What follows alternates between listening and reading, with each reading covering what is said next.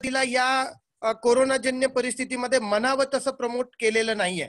आपल्याला सगळ्यात मोठा घातक जो विषय झालेला आहे तो मीडियाचा झालेला आहे, की सातत्याने ज्या काही बातम्या कोरोनाजन्य परिस्थितीवर दाखवल्या जात आहेत, या बातम्यांमुळे अनेक लोकांची मानसिक स्थिरता ढासळलेली आहे. यामध्ये अनेक लोकांच्या आत्महत्या वाढत आहेत. सगळ्यात भयानक परिस्थिती आपल्या सगळ्यांना माहिती आहे, की मागचे 4 महिने संपूर्ण देश बंद असल्यामुळे अनेक लोकांच्या नोकऱ्या जात आहेत, अनेक लोकांच्या व्यवसायावर निगेटिव्ह परिणाम होतोय आणि काही जणांकडे जसं शेतकऱ्यांचं धान्य आहे पण ते विक्री होत नाही किंवा विक्री करायला गेलं तर तिथं आता महागाई वाढत चाललेली आहे. तर कुठं ना कुठं तरी सर्वसामान्य माणसाच्या जीवनामध्ये कोरोनामुळे अनेक प्रश्न निर्माण होत आहेत. त्याचा केंद्रबिंदू हा आरोग्य आहे. आणि आज आम्ही 15,000 पेक्षा जास्त लोकांना आरोग्यवर्धक काढे दिलेत, जे आपले गुळवेलनी बनलेले आहेत, जे आयुष मंत्रालयाने सुचवलेले आहेत आणि जे आपल्या आयुर्वेदिक डॉक्टर किंवा स्वदेशी चिकित्सा पद्धती डॉक्टरांनी सुचवलेले आहेत. या काढ्यामुळे आम्ही स्वतः काही काढे दिलेत. त्याच्यामध्ये ताप असलेल्या व्यक्तीचा ताप थांबला, तिथं थंडी वाजणाऱ्या व्यक्तींची थंडी थांबली किंवा कोरोनाजन्य परिस्थितीमध्ये त्यांना एक आत्मबळ मिळालं किंवा आत्मविश्वास मिळाला. तर आयुर्वेदाचा अनुभव आपण जो घेतलाय तो आज तुमच्या सर्वांच्या माध्यमातून आपल्या परिसरातील जास्तीत जास्त लोकांना पोहोचवणे ही आज आपली काळाची गरज आहे.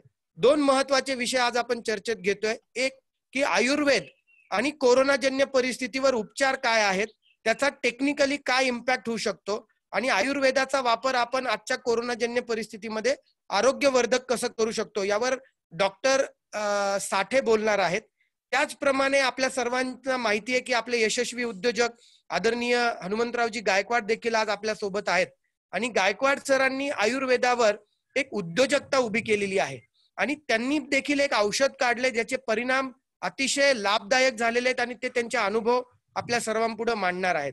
या ठिकाणी आपला विषय जो आहे तो आत्मनिर्भर भारत, आत्मनिर्भर ग्राम या विषयाशी संबंधित असल्यामुळे आयुर्वेदाचा जर वापर केला तर आज ग्रामीण भागापासून तर ते इंटरनॅशनल लेवल पर्यंत हजारो नव्हे तर लाखो जॉब्स क्रिएट होऊ शकतात.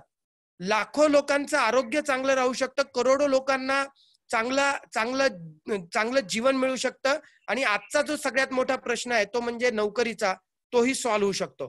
तर आरोग्यजन्य परिस्थितीमध्ये आपल्याला या कोरोनाजन्य परिस्थितीमध्ये आरोग्यासाठी आणि रोजगार निर्मितीसाठी आयुर्वेदाचा कसा वापर होऊ शकतो हे आपण आजच्या सत्रात पाहणार आहे. तर मी या ठिकाणी जास्त वेळ न घेता निश्चित पुढचे सूत्र मी शेखर भाऊंना विनंती करतो की त्यांनी समन्वय करावं आणि आपले दोन्ही आदरणीय गेस्ट आलेले आहेत, आपण त्यांचं आज ऐकूया. एवढाच विषय आहे की हे काम आपल्याला पुढे न्यायचं आहे. रोजगार निर्मिती असो, आत्मनिर्भर भारत असो अथवा आपल्या सर्वांचं आरोग्य असो, आरोग्यामध्ये शरीर आणि मन हे दोन्ही स्वस्थ ठेवायचे असेल तर आपल्याला स्वदेशी चिकित्सा आज 5,000 वर्षांपासून आपल्या देशाला नव्हे तर जगाला ज्ञान देणारा आयुर्वेद आहे. आजही ॲलोपॅथी जी तयार झाली आहे ती सुश्रुतांनी लिखित केलेल्या ग्रंथातून अथवा वाग्भट्टांनी लिखित केलेल्या ग्रंथातून झालेली आहे, ज्याला आपण अष्टांग हृदय म्हणतो अथवा सुश्रुत संहिता म्हणतो. याचे सूत्र जर तुम्ही पाहिले तर ॲलोपॅथीचे सूत्र तुम्हाला मॅच होताना दिसतील. परंतु दुर्दैवाने आयुर्वेदाला आपण आज कुठेतरी मागे पिछाडीवर पाहतोय. आज आपल्या सगळ्यांची जबाबदारी आहे की आपण सगळ्यांनी येऊन कोरोनाजन्य परिस्थितीवर अतिशय कमी किमतीत, शेवटचा मुद्दा अतिशय भयानक मी अनुभवतोय की आज पुण्यामध्ये किंवा मुंबईमध्ये जे आमचे मित्र कोरोनाजन्य होत आहेत त्यांचं हॉस्पिटलचं बिल हे 2 लाख रुपयापासून 15-15, 20-20 लाख रुपयापर्यंत येत आहे आणि आज प्रत्येक डॉक्टर, प्रत्येक हॉस्पिटल हा कंपल्सरी कोरोना टेस्ट सर्वसामान्यांना करायला सांगतोय. अतिशय भयानक परिस्थितीने त्याचे बिल वाढतायत. म्हणून आपल्याला दवाखान्यात जायची सुद्धा भीती वाटते आणि छोटे छोटे दवाखाने तर भीतीनीच लोकांनी बंद केलेत. जर आरोग्य व्यवस्थेवर जर अशी परिस्थिती निर्माण झाली तर पुढचं भयानक चित्र आपल्या डोळ्यासमोर राहतंय. याला एकच उपचार आहे, ती म्हणजे स्वदेशी चिकित्सा पद्धत. याला एकच उपचार आहे, ती म्हणजे आपल्या आत्मनिर्भरतेसाठी आपली आयुर्वेद पद्धत.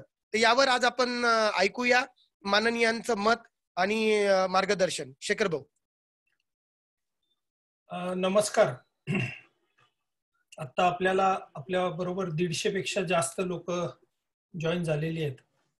एनजीओ आहेत महाराष्ट्रातल्या, काही सामाजिक संस्था पुण्यातल्या आहेत, काही महत्वाची लोक आहेत त्यामध्ये अंकुशराव काकडे आपल्या आजच्या या कॉलमध्ये जॉईन झालेत. मी त्यांचंही स्वागत करतो. मित्रांनो, हा विषय आम्ही घ्यायचं कारण असं आहे की विजयनी सगळ्या गोष्टी ज्या सांगितल्यात आणि आम्ही मागच्या 4 महिन्यापासून या कोरोनावर काम करतोय. कोरोनाग्रस्त लोकांसाठी मदत करतोय, गरिबांसाठी मदत करतोय, ज्यांचे जॉब गेले त्यांच्यासाठी आम्ही मदत करतोय.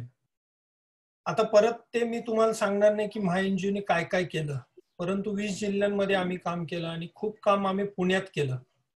आज आम्ही प्रत्यक्ष लाभ 2 लाख लोकांना दिलेला आहे आणि आमचा काढा जो आयुष काढा आपण देतोय तो जवळजवळ 60,000 लोकांपर्यंत आम्ही पोहोचलेलो आहोत.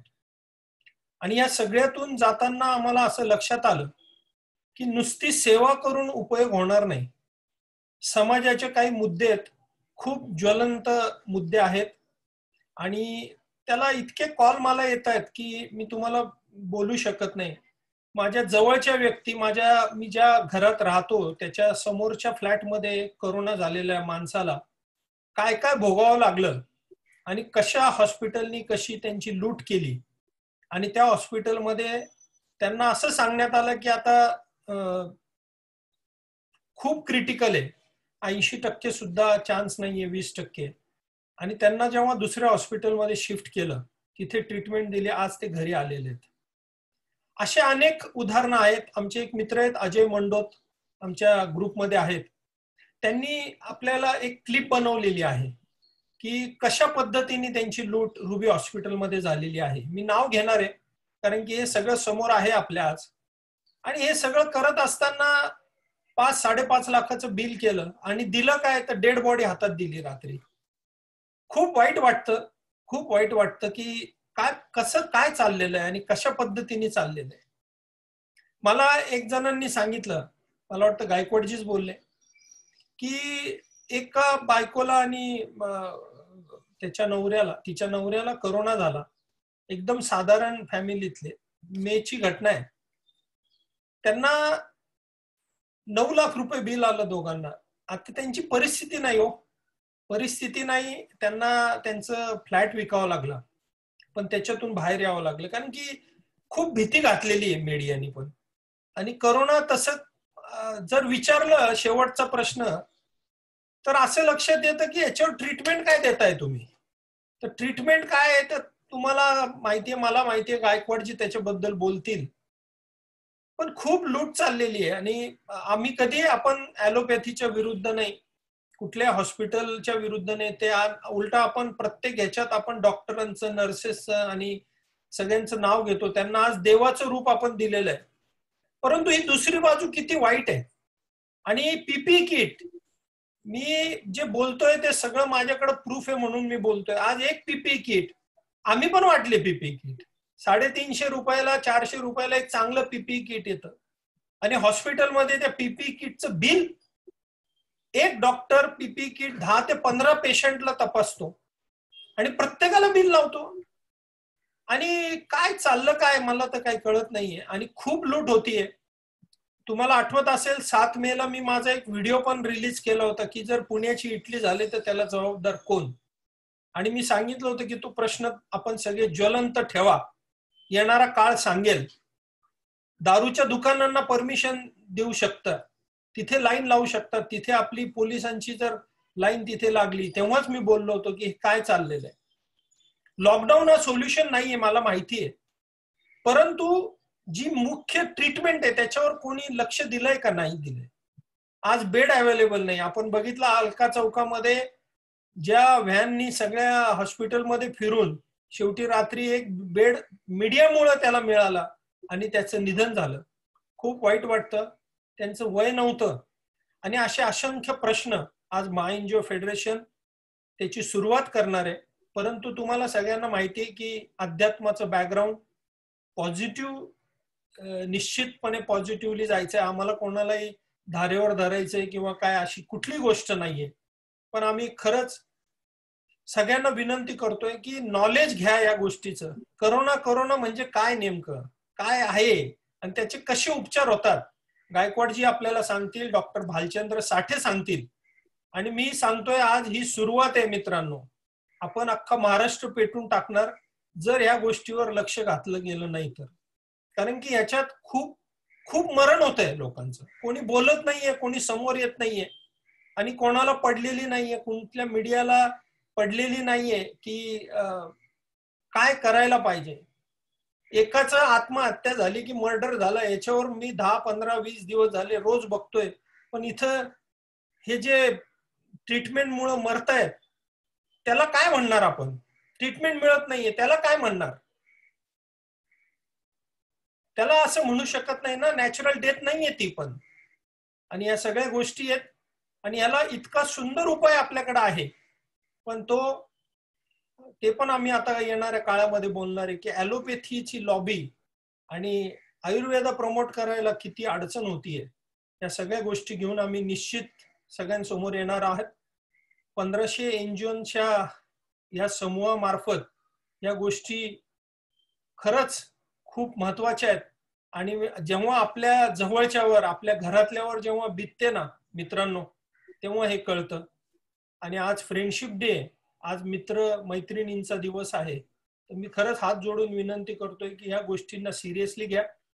आता मी कार्यक्रमाला पुढे सुरुवात करतोय आणि सगळ्यात पहिले गेस्ट आपले गायकवाडजी यांचं इंट्रोडक्शन शशांक ओंबासे यांनी द्यावं, मी त्यांना विनंती करतो. शशांक. नमस्कार सगळ्यांना. आज आपल्या बरोबर जे गेस्ट जुडलेले आहेत, श्री हनुमंतरावजी गायकवाड, भारत विकास ग्रुपचे ते संस्थापक अध्यक्ष आहेत आणि बीव्हीजी नावाने आपण ह्या ब्रँडला ओळखतोच. आणि हा असा ब्रँड आहे की सोशल आणि कमर्शियल या दोन्ही क्षेत्रामध्ये खूप मोठं काम करतात. 80,000 पेक्षा जास्त लोकांना या बीव्हीजी मधून रोजगार मिळतो. त्याचबरोबर आज ज्या विषयावर आपण चर्चा करत आहोत, herbal formations in affordable price, म्हणजे आयुर्वेदिक जी उत्पादन आहेत. आपला असा एक समज पण आहे की आयुर्वेदिक उत्पादनं महाग असतात, त्याचा इम्पॅक्ट काय आहे, कसं काय. तर ही उत्पादनं ते स्वतः बनवतात पण, आणि ती रास्त दरात पण ती आपल्याला अवेलेबल करून देतात. त्याच्यामध्ये पण बीव्हीजीचं खूप मोठं काम आहे. अशा 400 पेक्षा जास्त चर्चासत्रांमध्ये सरांनी आजपर्यंत सहभाग घेतलेला आहे. त्यांच्या जीवनाची जर सुरुवात आपण पाहिली तर 100 स्क्वेअर फूटच्या एका छोट्याशा रूम मधून त्यांनी त्यांच्या प्रवासाला सुरुवात केली. वयाच्या 19व्या वर्षी एक सोशल ऑर्गनायझेशनची स्थापना केली, त्याचं नाव होतं भारत विकास प्रतिष्ठान. त्याचबरोबर त्यांनी इंजिनिअरिंग कमवा आणि शिका या योजनेअंतर्गत कंप्लीट केलं. रोज 40 ते 50 किलोमीटर सायकलवर त्यांचा प्रवास व्हायचा हे इंजिनिअरिंग कंप्लीट करत असताना. त्यानंतर टाटा मोटर्स मध्ये 1994 साली ट्रेनी इंजिनियर म्हणून त्यांनी जॉबला त्यांची सुरुवात केली. आणि तो जॉब करत असतानाच 1997 साली बीव्हीजी भारत विकास ग्रुप 8 लोकांना बरोबर घेऊन हाऊसकीपिंगच्या कामांना सुरुवात केली. याचबरोबर सरांना एबीपी माझाचा सन्मान पुरस्कार मिळालेला आहे. वेल्थ क्रिएटर म्हणून आपले माननीय माजी मुख्यमंत्री देवेंद्र फडणवीस यांच्याकडून मिळालेला आहे. महाराष्ट्रीयन ऑफ द इयर हा पुरस्कार माननीय माजी राष्ट्रपती प्रतिभाताई पाटील यांच्या हस्ते मिळालेला आहे. त्याचप्रमाणे मॅक्सेल पुरस्कार असेल, अशा अनेक पुरस्कारांनी त्यांना आजपर्यंत सन्मानित केलेला आहे. त्याचप्रमाणे पद्मा हा एक खूप उच्च अवॉर्ड देण्यासाठी त्यांना रिकॉग्नायझेशन 3 वेळा मिळालेलं आहे पद्मविभूषण माशेलकर सरांकडून. सर, तुमचं खूप खूप स्वागत. आम्ही सर्व तुमचं मार्गदर्शन ऐकण्यासाठी उत्सुक आहोत. थँक्यू. मी गायकवाडजींना विनंती करतो, त्यांना मी ऑलरेडी को होस्ट केलेलं आहे, त्यांनी अनम्यूट करावं.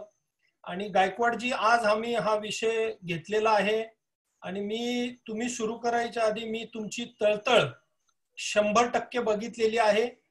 आणि आज भारत विकास ग्रुप हा नावाला नाहीये, हे तुम्ही खरंच भारतासाठी जे काम करताय, जी तळमळ तुमची दिसते, इतके वर्ष इतकी धडपड दिसतीये. आज 70-80 हजार लोकांना नोकऱ्या दिलेल्या आहे, ज्यांचं खूप अडचण झाली असती. आज 108 अँब्युलन्स चालवत आहेत. त्या अँब्युलन्समुळे मला असं वाटतं की आज कोरोनाचं संकट आज खूप चांगल्या पद्धतीने आपण महाराष्ट्रामध्ये हँडल करू शकलो. त्यांनी आयुर्वेदामध्ये इतकं काम केलेलं आहे. मला ते प्रत्येक वेळी सांगतात, शेखरजी काही करा, शेखरजी काही करा.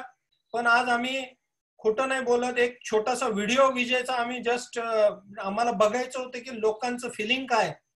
त्या विजयाच्या व्हिडिओवर आम्हाला जवळजवळ 8,500 व्ह्यूज आणि लाईक्स आलेले आहेत 3 दिवसामध्ये. त्याच्यामुळे असं लक्षात आलेलं आहे की ही खूप मोठी गरज आहे आणि ही जर आपण आता नाही घेतला हा विषय तर खूप लोकांचे जीव जातील. नुसते जीव नाही जाणार तर पैशाने जीव जातील आणि हे जी लूट चाललेली आहे बऱ्याच ठिकाणी ती कुठेतरी थांबणं खूप गरजेचं आहे. गायकवाडजी प्लीज कंटिन्यू. शेखरजी, महाएनजी फेडरेशनचे संस्थापक राहुलजी, शशांक, विजय वरुडकरजी आणि सगळ्या महाराष्ट्रातल्या महाएनजीच्या मार्फत आपण जे सगळे जण एकत्र आलाय असे सगळे. आवाज येतो व्यवस्थित? येस येस व्यवस्थित, खूप चांगलं आहे. बेसिकली बीव्हीजीची स्टोरी आता सगळ्यांना माहिती आहे, ती सांगत बसत नाही मी.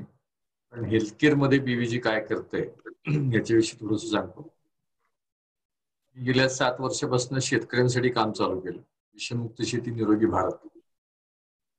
आणि आपल्याला जे काही आजार होत आहेत त्याचं बेसिक कारण आपण खातो त्याच्यात आलंय.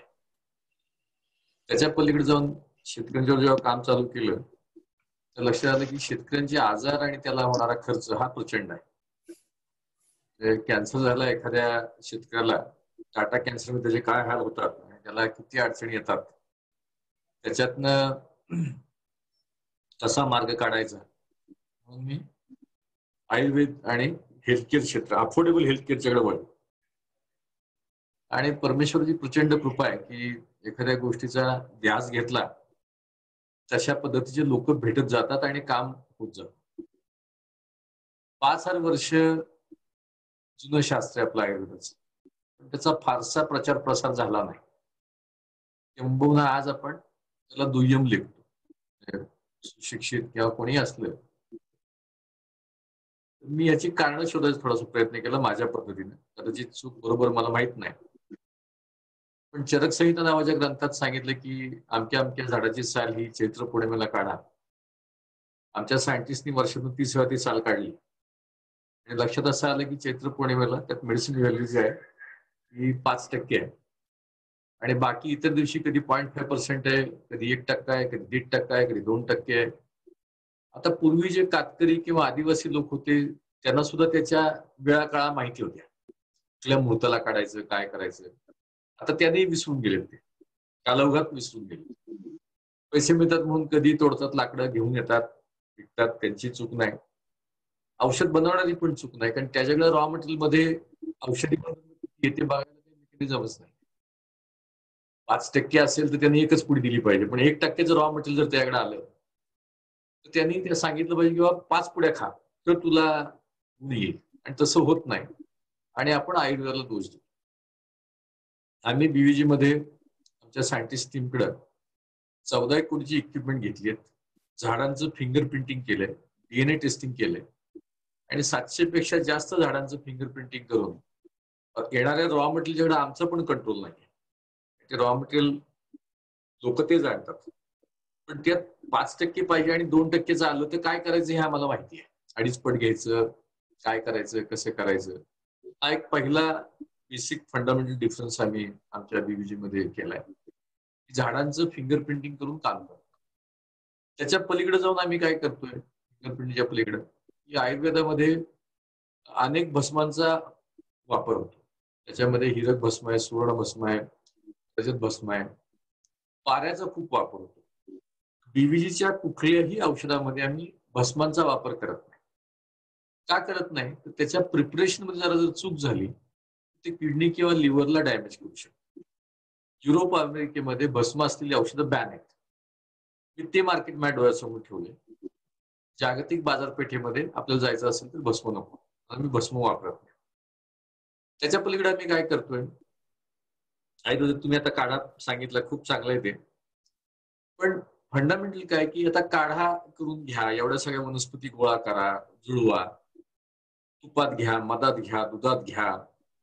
नॉर्मल लाईफस्टाईलला, ह्या मॉडर्न लाईफस्टाईलला आपल्याला हे शक्य नाही. तेव्हा आम्ही काय करतो, एक्झिस्टिंग जे औषध आहेत, फॉर्म्युलेशन्स आहेत, त्याला नॅनोमध्ये कन्वर्ट करतो. नॅनोमध्ये कन्वर्ट केलं की जिथं तुम्हाला 10 ग्रॅम औषध लागतं 10 ग्रॅमचा इफेक्ट 10 येत असेल तर 1 ग्रॅमचा इफेक्ट 10 येतो किंवा 20 येतो. आणि हे सायंटिफिकली प्रूव्हन आहे. असं आम्ही फार वेगळ्या पद्धतीनं म्हणजे सगळ्यात पहिल्यांदा आम्ही बघतो की जे हर्ब आम्ही घेतोय ते माणसाच्या डीएनएला प्रोटेक्ट करतं का डॅमेज करतं. That is the first step. कारण काही हर्ब, सगळे हर्बल औषधं चांगली असतातच असं नाही. काही हर्ब डीएनएला डॅमेज करतात. आम्ही हे बघतोय की हर्बला डीएनए डॅमेज करतोय, डीएनए डॅमेज होतोय का नाही होत. नंतर त्याला फिंगर प्रिंटिंग करून त्याचं स्टँडर्डायझेशन करतोय, त्याच्या पलीकडे जाऊन त्याचं मार्किंग करतोय आणि नॅनोटाईज करतोय. आणि असं जवळपास ट्रॅडिशनल नॉलेज होल्डर्सच्या बरोबर काम करून 30,000 वरती बीव्हीजी काम करते गेली 4-5 वर्ष झाले. त्याच्यामध्ये मला सांगायला आनंद आहे की आम्ही कॅन्सरचं एक औषध बनवलंय, ज्याच्या म्हणजे आपल्या कुठल्याही दर्शकांना मी आता वारंवार सांगितलंय हे आणि त्याच्या प्रत्येक कार्यक्रमात सांगतो. कॅन हेल्प नावाचं जे 7 प्रकारच्या कॅन्सरवरती अतिशय गुणकारी सिद्ध झालंय. Blood cancer, breast cancer, pancreatic cancer, colon cancer, liver cancer, अशा अनेक कॅन्सरच्या आजारावरती अतिशय चांगलं झालेलं आहे. आजकाल किडनी फेल्युअरचं प्रमाण खूप वाढलंय आपल्या या खाण्याच्या हॅबिट्समुळे. पुण्यामध्येच किमान 20,000 लोकांचं डायलिसिस चालू आहे. किमान म्हणजे परवाच माहिती घेतली जवळपास 1300 ते 1400 डायलिसिस मशीन्स पुण्यामध्ये आहेत. आणि एका मशीनवरती 3 ते 4 पेशंट रोज होतात. 24 तास चालू असते. 20,000 पेशंट पुण्यामध्ये असतील. आम्ही एक औषध बनवलंय किडनी ज्यांना आठवड्यातनं 3 वेळा डायलिसिस करायला लागतं, त्यांनी हे औषध घेतलं की 1 महिन्यानंतर त्यांना 3 वेळाच्या ऐवजी 2 वेळा डायलिसिस करायला लागतं. आणि आमच्या सायंटिस्टचा असा दावा आहे की 3 महिने सलग औषध घेतलं तर त्या माणसाला आठवड्यातनं एकदाच डायलिसिस करायला लागेल. किंवा वर्षभर घेतलं तर महिन्यातनं एकदा करायला लागेल. आता सॅम्पल केसेस झाल्यात, ज्यांना औषधं दिली त्यांना 15 दिवसातच फरक पडला. माझ्या एका मित्राच्या वडिलांना 80 वर्ष वय आहे, आठवड्यातनं 3दा डायलिसिस होतं. दोन्ही मुलं त्यांना उचलून घेऊन जायचे, चालता येत नव्हतं, अशक्तपणा प्रचंड होता. आणि आपलं औषध चालू केल्यानंतर एक 15 दिवसांनी त्यांचं क्रिएटिन लेवल नॉर्मलला आलं. 3च्या ऐवजी 2दा व्हायला लागले. आणि त्याच्या पुढे जाऊन वडील चालत हॉस्पिटलला जातात, डायलिसिस झालं की फोन करतात मुलाला की मला घ्यायला ये. तर त्या दोन्ही मुलांचं मला बोलणं असं होतं की साहेब आमच्या वडिलांच्यावरती आमचं प्रेम आहे, पण आठवड्यातनं 3 दिवस दोघांचेही दिवस वाया जातात. आज तसं होत नाही. फक्त अर्धाच वडील सांगतात 1 महिन्याच्या फरकात, औषधाच्या फरकामध्ये असं फरक पडला. तर मी फार वेगळं एक काम करायचा प्रयत्न करतोय. शेखरजी करताय, तुम्ही सगळेजण प्रत्येकाच्या पद्धतीने भारत विकासासाठी योगदान देते. आदरणीय गुरुजींचं मार्गदर्शन मी घेत असतो, त्यांचे आशीर्वाद आहेत. आता आपण करोनाची जी चर्चा करतोय की करोनाची जी चर्चा चालू आहे की करोनामध्ये खरोखरीच हा खूप मीडियानी किंवा मोना सरकारने देखील म्हणता येईल की खूप ह्याला लोकांच्या मनामध्ये भीती घातलेली आहे. तुम्हाला काही व्हिडिओ दाखवेन की आमचे करोनाचं औषध नाही येते ऍक्च्युली. शतप्लस नावाचं आम्ही इम्युनिटी बुस्टर तयार केलंय. शतप्लस हे बेसिकली काय अँटी ऑक्सिडंट आहे, अँटी इन्फ्लमेशन आहे, अँटी व्हायरल आहे. हे घेतल्यानंतर काय होतं बॉडीमध्ये 23 प्रकारचे वेगवेगळे हर्ब्स आहेत त्याच्यामध्ये. औषध नॅनोटाईज केलेलं आहे, नॅनोमध्ये कन्व्हर्ट केलेलं आहे. 5 ml सकाळी, 5 ml संध्याकाळी घेतलं तुम्हाला खूप चांगला फायदा होतो त्याला. आणि चुकून करोना झाला होऊ नये पण झालाच, कारण वातावरण खूप विचित्र आहे. कोणाकोणा संपर्कात कसं येतंय काय येतंय. माझ्याकडे तर 250 पेक्षा जास्त केस स्टडीज आहेत ज्याच्यामध्ये ज्या लोकांना करोना झाला ते लोक साधारण 4 दिवस ते 7 दिवसामध्ये खडखडीत बरे झाले. इथं दीपकजी आहेत जे आर्ट ऑफ लिव्हिंगचे, त्यांनी अनेक लोकांना रेकमेंड केले. बेसिकली इम्युनिटी बूस्ट करते. आणि आता आपण पुण्याच्या एक खूप जुन्या ओल्डेस्ट हॉस्पिटलमध्ये सायंटिफिक ट्रायल्स आता कन्क्लूड झाल्या, कालच कन्क्लूड झाल्या. आणि सांगायला अभिमान वाटतो की रिझल्ट त्याचे 15 ऑगस्टच्या आजूबाजूला आम्ही संपूर्ण देशासमोर आणू. त्याच्यामध्ये दिसते काय की चौथ्या दिवशी साधारण 75% पेशंट हे करोना पॉझिटिव्ह करोना निगेटिव्ह होत आहेत. राहिलेले 25% जवळपास 23% पेशंट हे 7व्या दिवशी पॉझिटिव्ह निगेटिव्ह होत आहेत. एखादाच पेशंट 10व्या दिवसापर्यंत जातो. ऑक्सिजन ज्याला द्यायला लागत होता त्याचा ऑक्सिजन 2 दिवसांनी बंद झाला. व्हेंटिलेटरचे पेशंट जे गेले होते ते माघारी आले. शेखरजी 1-1 मिनिटाचे व्हिडिओ प्ले केले तर चालतील का? जी सर करा. जी सर. करू ना. हो हो 1-1 मिनिटाचेच आहेत. 3-4 व्हिडिओज आहेत. गायकवाडजी मी शेअर करू का? माझ्या इथं मी सेव्ह केले डेस्कटॉपवर. माझ्याकडे पण आहेत मी घेतले. तुम्ही हो करा. करा.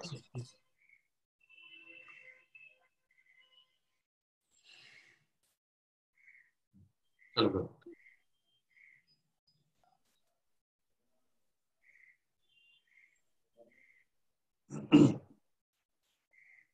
आवाज येत नाहीये.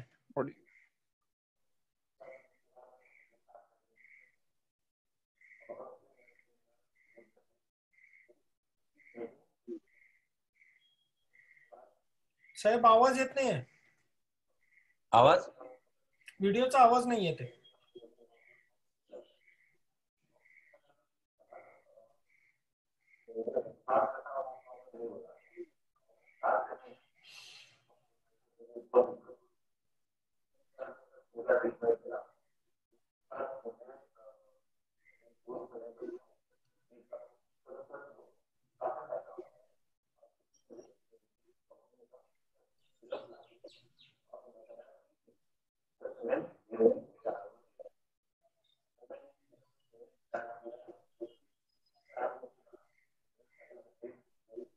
सर आवाज येत नाहीये. आवाज येत नाहीये. नाही. बरोबर. मी करू का? हो करा तुमच्याकडनंच करा. करा तुमच्याकडनं करा.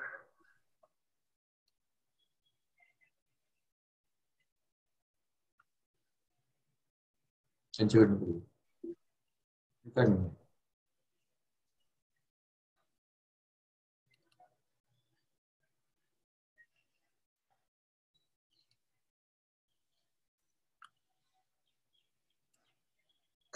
हेलो फ्रेंड्स, मैं doctor Karunesh Choubey, age 53 years. Last 8 साल से मैं डायबिटीज और हाइपरटेंशन की दवा खा रहा हूँ. पिछले महीने में कुछ सिम्टम्स आए तो मैंने कोरोना के लिए कोविड-19 का रिपोर्ट करवाया 18 तारीख को और 20 तारीख को रिपोर्ट पॉजिटिव आया. सेम डे मैं मुंबई के पवई में स्थित एक प्राइवेट हॉस्पिटल में हॉस्पिटलाइज हो गया. 2-3 दिन तक कोरोना की दवा चली. जैसे कि आप जानते हैं कि दवा बहुत ही स्ट्रॉन्ग रहती है, जिसके चलते मुझे बहुत सारी तकलीफ होने लगी. मतलब तकलीफ इतनी हो रही कि बता नहीं जा सकता है. लेकिन तीसरे दिन मुझे बीवीजी कंपनी का सतप्लस नाम का एक आयुर्वेदिक हर्बल एक्सट्रैक्ट का सिरप मिला और दिया गया. जैसे मैं 10 ml आधा गिलास पानी मिला के दिन में 4 बार पीना चालू किया और आपको विश्वास नहीं होगा, वेरी फर्स्ट डे इतना अच्छा लगा कि मेरा नोसिया, वोमिटिंग, बाकी सब सिम्टम पहले दिन कम हो गए और 3 दिन जाते जाते मेरा प्लेटलेट काउंट वगैरह जो कि डाउन हो गया था वो भी नॉर्मल हो गया और पूरी तरह से एनर्जेटिक और फिट फील करने लग गया. तो सेम नेक्स्ट डे डॉक्टर 6 दिन के बाद मतलब डॉक्टर ने मुझको डिस्चार्ज दे दिया. कहने का मतलब ये है कि बीवीजी का जो सतप्लस सिरप है बहुत ही रामबाण काम किया मुझको इसके लिए. Thank you for BVG.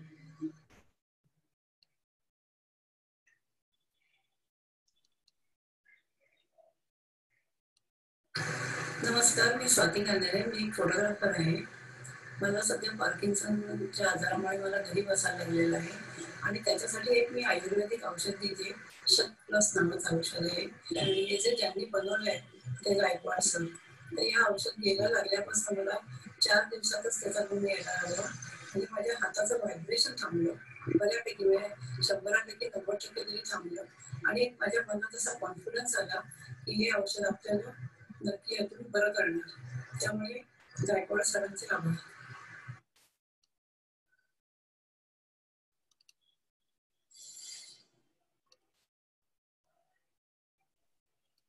नमस्ते, मेरा नाम बाबूलाल गुप्ता, एज 85। मुझे 2 साल पहले छाती में दर्द होता था, तो डॉक्टर के कहने पर मैंने ईसीजी निकाली। ईसीजी निकालने के बाद डॉक्टर की दवा लेते रहा, लेकिन कुछ फायदा नहीं हुआ, तो उन्होंने एंजियोग्राफी निकालने पर 95% तक ब्लॉकेज बताया गया और मुझे सर्जरी कराने की सलाह दी गई। लेकिन एज के हिसाब से सर्जरी कराना रिस्की था, इसलिए मैंने बीवीसी लाइफ कंपनी कैप्सूल लेना शुरू किया। 2 महीने दवा लेने पर मुझे काफी फायदा हुआ। पहले मैं 8-10 कदम चलने पर भी सांस फूल जाती थी, अभी आधा किलोमीटर से लेकर 1 किलोमीटर तक मैं चल सकता हूँ और दर्द भी अभी कम हो गया है।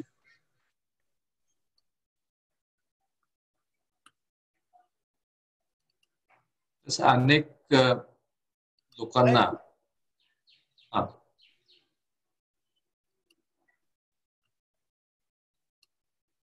मैं अरुण खन्ना हूँ।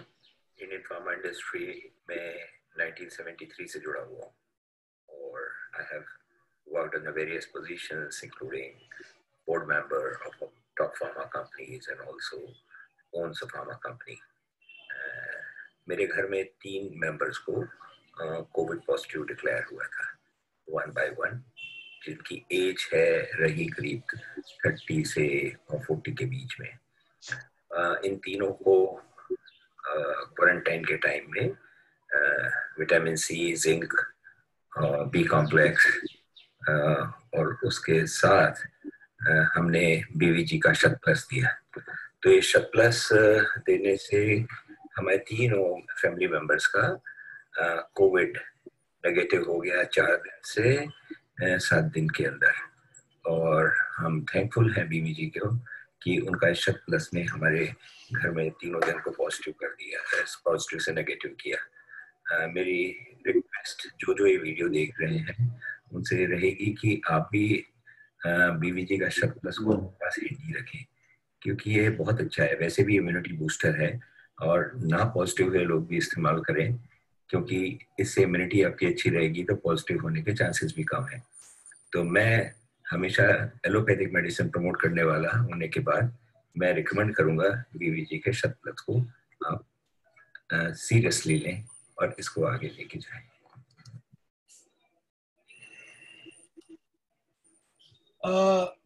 एक जण आपल्यामध्ये आता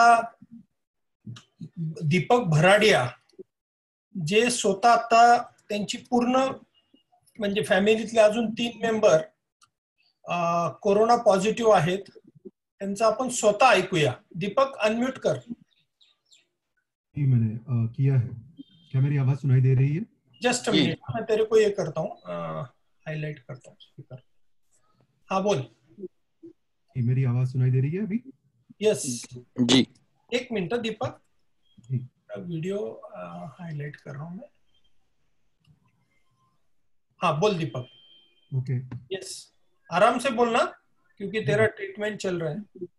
ओके, नमस्ते सभी को, नमस्कार। करीब 21 अभी फिलहाल जो मेरा सिचुएशन ऐसा है कि मैं खुद कोरोना पॉजिटिव हूँ और होम क्वारंटाइन हूँ राइट नाउ, और मेरे साथ में मेरी धर्मपत्नी वीणा और मेरे माता पिता, हम चारों के चारों जो है ये कोरोना पॉजिटिव है एट द मोमेंट और होम क्वारंटाइन में है। एज ए फैमिली ये वायरस ने हमें डेफिनेटली बहुत परेशान किया है, बिकॉज हमने 21 जून को मेरे काका भी मैंने खोया है because of this virus. End मेरा परिचय गायकवाड़ जी के साथ इस संदर्भ में। दीपक, अगर अंकल का थोड़ा सा बता सकता है तो थोड़ा सा लोगों को अंदाज आएगा कि क्या होता है। जरूर, मैं वही बता रहा था शेखर दो, मैं वही बता रहा था। करीब 16 जून के करीब मैंने गायकवाड़ जी को फोन किया था। मुझे कुछ एम्बुलेंस सर्विसेज की मदद के लिए उनको फोन चाहिए था, उनकी मदद चाहिए थी करके मैंने उनको फोन किया था।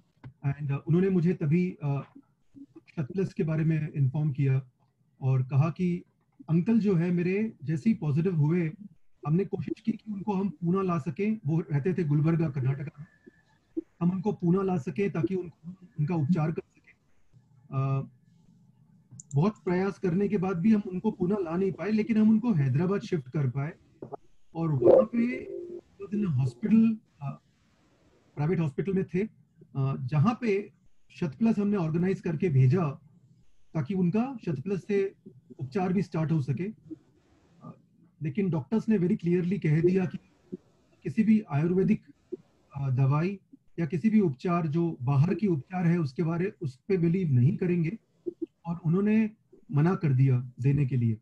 बहुत रिक्वेस्ट किया हमने उनके डॉक्टर्स से, मैनेजमेंट से, हॉस्पिटल के मैनेजमेंट से, डॉक्टर से। हमने लास्ट यहाँ तक कि भी कह दिया कि सेइंग हम डिक्लेरेशन देने के लिए रेडी हैं, अगर आप चाहो तो हम जिम्मेदार पूरी तरह से हम ठहराए जाएंगे अगर कुछ उनको हो जाता है तो, लेकिन आप उन्हें प्लीज शतप्लस दीजिए। लेकिन दिया नहीं उन्होंने। एंड 21 जून को हमने हमारे अंकल खो दिए, जैसे मैंने कहा, देने नहीं दिया शतप्लस। अनफॉर्चुनेट वाला पार्ट था वो। और उसके इमीडिएटली बाद में मेरे आंटी और मेरा छोटा भाई जो कजिन, मेरा brother, both of them also were affected with coronavirus because family के एक ही पार्ट रहने के साथ में उनको भी हो गया था। एंड उन दोनों को क्वारंटाइन सेंटर में मूव किया था बिकॉज उनके मेजर कोई चैलेंजेस नहीं थे। एंड उनको बिफोर अंकल के डेथ के पहले ऑलरेडी जब उनको थोड़ा सा हमें फील हुआ कि ये सबको एज अ परिवार में देना जरूरी है, तो गायकवाड़ जी के रिकमेंडेशन के बेसिस पे हमने परिवार में सबको शतप्लस देना शुरू किया। तो उनका ऑलरेडी शतप्लस स्टार्ट, और वो क्वारंटाइन सेंटर भी जब मूव हुए तो दे वर टेकिंग शतप्लस। So in a matter of 5 days वो लोग दोनों कोरोना पॉजिटिव से कोरोना नेगेटिव होके वापस आ गए। तो शतप्लस के बारे में डेफिनेटली मेरा विश्वास काफी रहा है। और मैंने अपने परिवार में सभी को, जैसे मेरे परिवार, जब मैं कह रहा हूँ कि पिताजी के साइड में, मम्मी के साइड में, मेरे ससुराल में, मेरे सिस्टर्स के यहाँ पे, हमने हर जगह पे शतप्लस सबको देने के लिए कहा है। और क्योंकि मैंने काफी वोकल होके मैंने शतप्लस के बारे में बात किया था, तो कई सारे रिश्तेदारों ने मुझे कनेक्ट किया भी। द मोमेंट किसी ना किसी को कोरोना पॉजिटिव हो गया हो तो उन्होंने कनेक्ट किया। तो टाइम टू टाइम बीवी जी के द्वारा मैंने सबको शतप्लस के लेने के लिए जब एडवाइस किया और वो लोग लेते गए, करीब 18 लोग जो मेरे परिचय में हैं वो लोग कोरोना पॉजिटिव से कोरोना नेगेटिव हो गए हैं।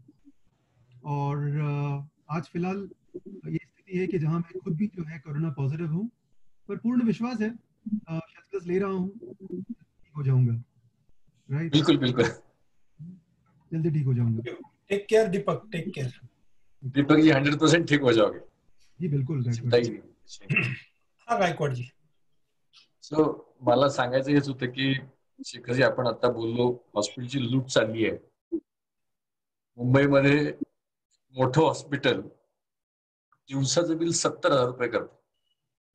माझ्या काही मित्राचे वडील 12 दिवस ऍडमिट होते, त्यांनी सगळं करून 12 दिवसाचं बिल 10 लाखाच्या पुढे नेलं। आपलं औषधाची एका बाटलीची किंमत 1000 रुपये आहे, मॅक्सिमम 2 बाटल्या लागतात। शेखरजी सगळ्या दर्शकांना सांगतो, मॅक्सिमम 2 बाटल्या, एका बाटलीतच 90% लोक एका बाटलीतच बरे होतात। दीपकजींचा अनुभव आहे, त्यांच्या 18 लोकांनी हे औषध घेतलं, त्यांच्या नातेवाईकांनी घेतलं। माझ्याकडे 250 केस स्टडीज आहेत आणि आता सायंटिफिक रिपोर्टही आहे माझ्याकडे। हे नुसतंच इम्युनिटी वाढवत नाहीये, हे तुमच्या बॉडीच्या सगळ्या पार्ट्सवरती काम करतंय। म्हणजे ज्याचं क्रिएटिन लेवल 3.5-4 झालेलं आहे, 15 दिवसांनी क्रिएटिन लेवल 1 सर्वाला येतं। सो हे चांगलं काम करतंय किडनीवरती, हे हार्टवरती चांगलं काम करतंय। तुमच्या कोलेस्ट्रॉल लेवल्स जे आहेत, वाईट कोलेस्ट्रॉल कमी होतंय, चांगलं कोलेस्ट्रॉल वाढतंय। So multiple ways it is helping body. तुम्ही मगाशी एक व्हिडिओ बघितला पार्किन्सनच्या बाईकचा, त्या मॅडमला मी औषध दिलं होतं, 5व्या दिवशी त्यांचं पार्किन्सनचं व्हायब्रेशन 90% थांबलं। 90% हालायचं थांबलं 5व्या दिवशी। सो मी काय सांगतो, हे काही जादू सांगत नाही, ह्याच्यात औषध मी अमृत नावाची जी कन्सेप्ट आपण ऐकतो, वाचलेली आहे। अमृताला जर तुम्ही 100 मार्क देत असाल तर मी आता 1000 लोकांचे अनुभव आहेत, की शिवसेनेचे खूप मोठे खासदार आहेत, त्यांना आता दिलं 15 दिवसापूर्वी. त्यांना परवा दिवशीच फोन करून विचारलं, म्हणलं साहेब तुम्हाला काय फरक जाणवला? मला म्हणले रात्री झोपताना म्हणले 5 ml घेतोय, गाढ झोप लागतीये म्हणले, अनडिस्टर्ब स्लीप येते आणि 5-5.5 तासात झोप पूर्ण होतीये. एक खूप मोठे संत महाराज आहेत आपल्या पुरंदरच्या तिथं, त्यांना बाउल सिंड्रोमचा प्रॉब्लेम होता आणि गेले 1 वर्षभर त्यांचं तिथं आयुर्वेदाचं खूप मोठं केंद्रही आहे. वर्षभर त्यांना 20 ते 25 रोज जुलाब होत होते.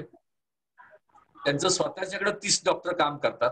होमिओपॅथी झाली, ऍलोपॅथी झाली, सगळे अँटीबायोटिक झाले, काहीही फरक पडला नव्हता.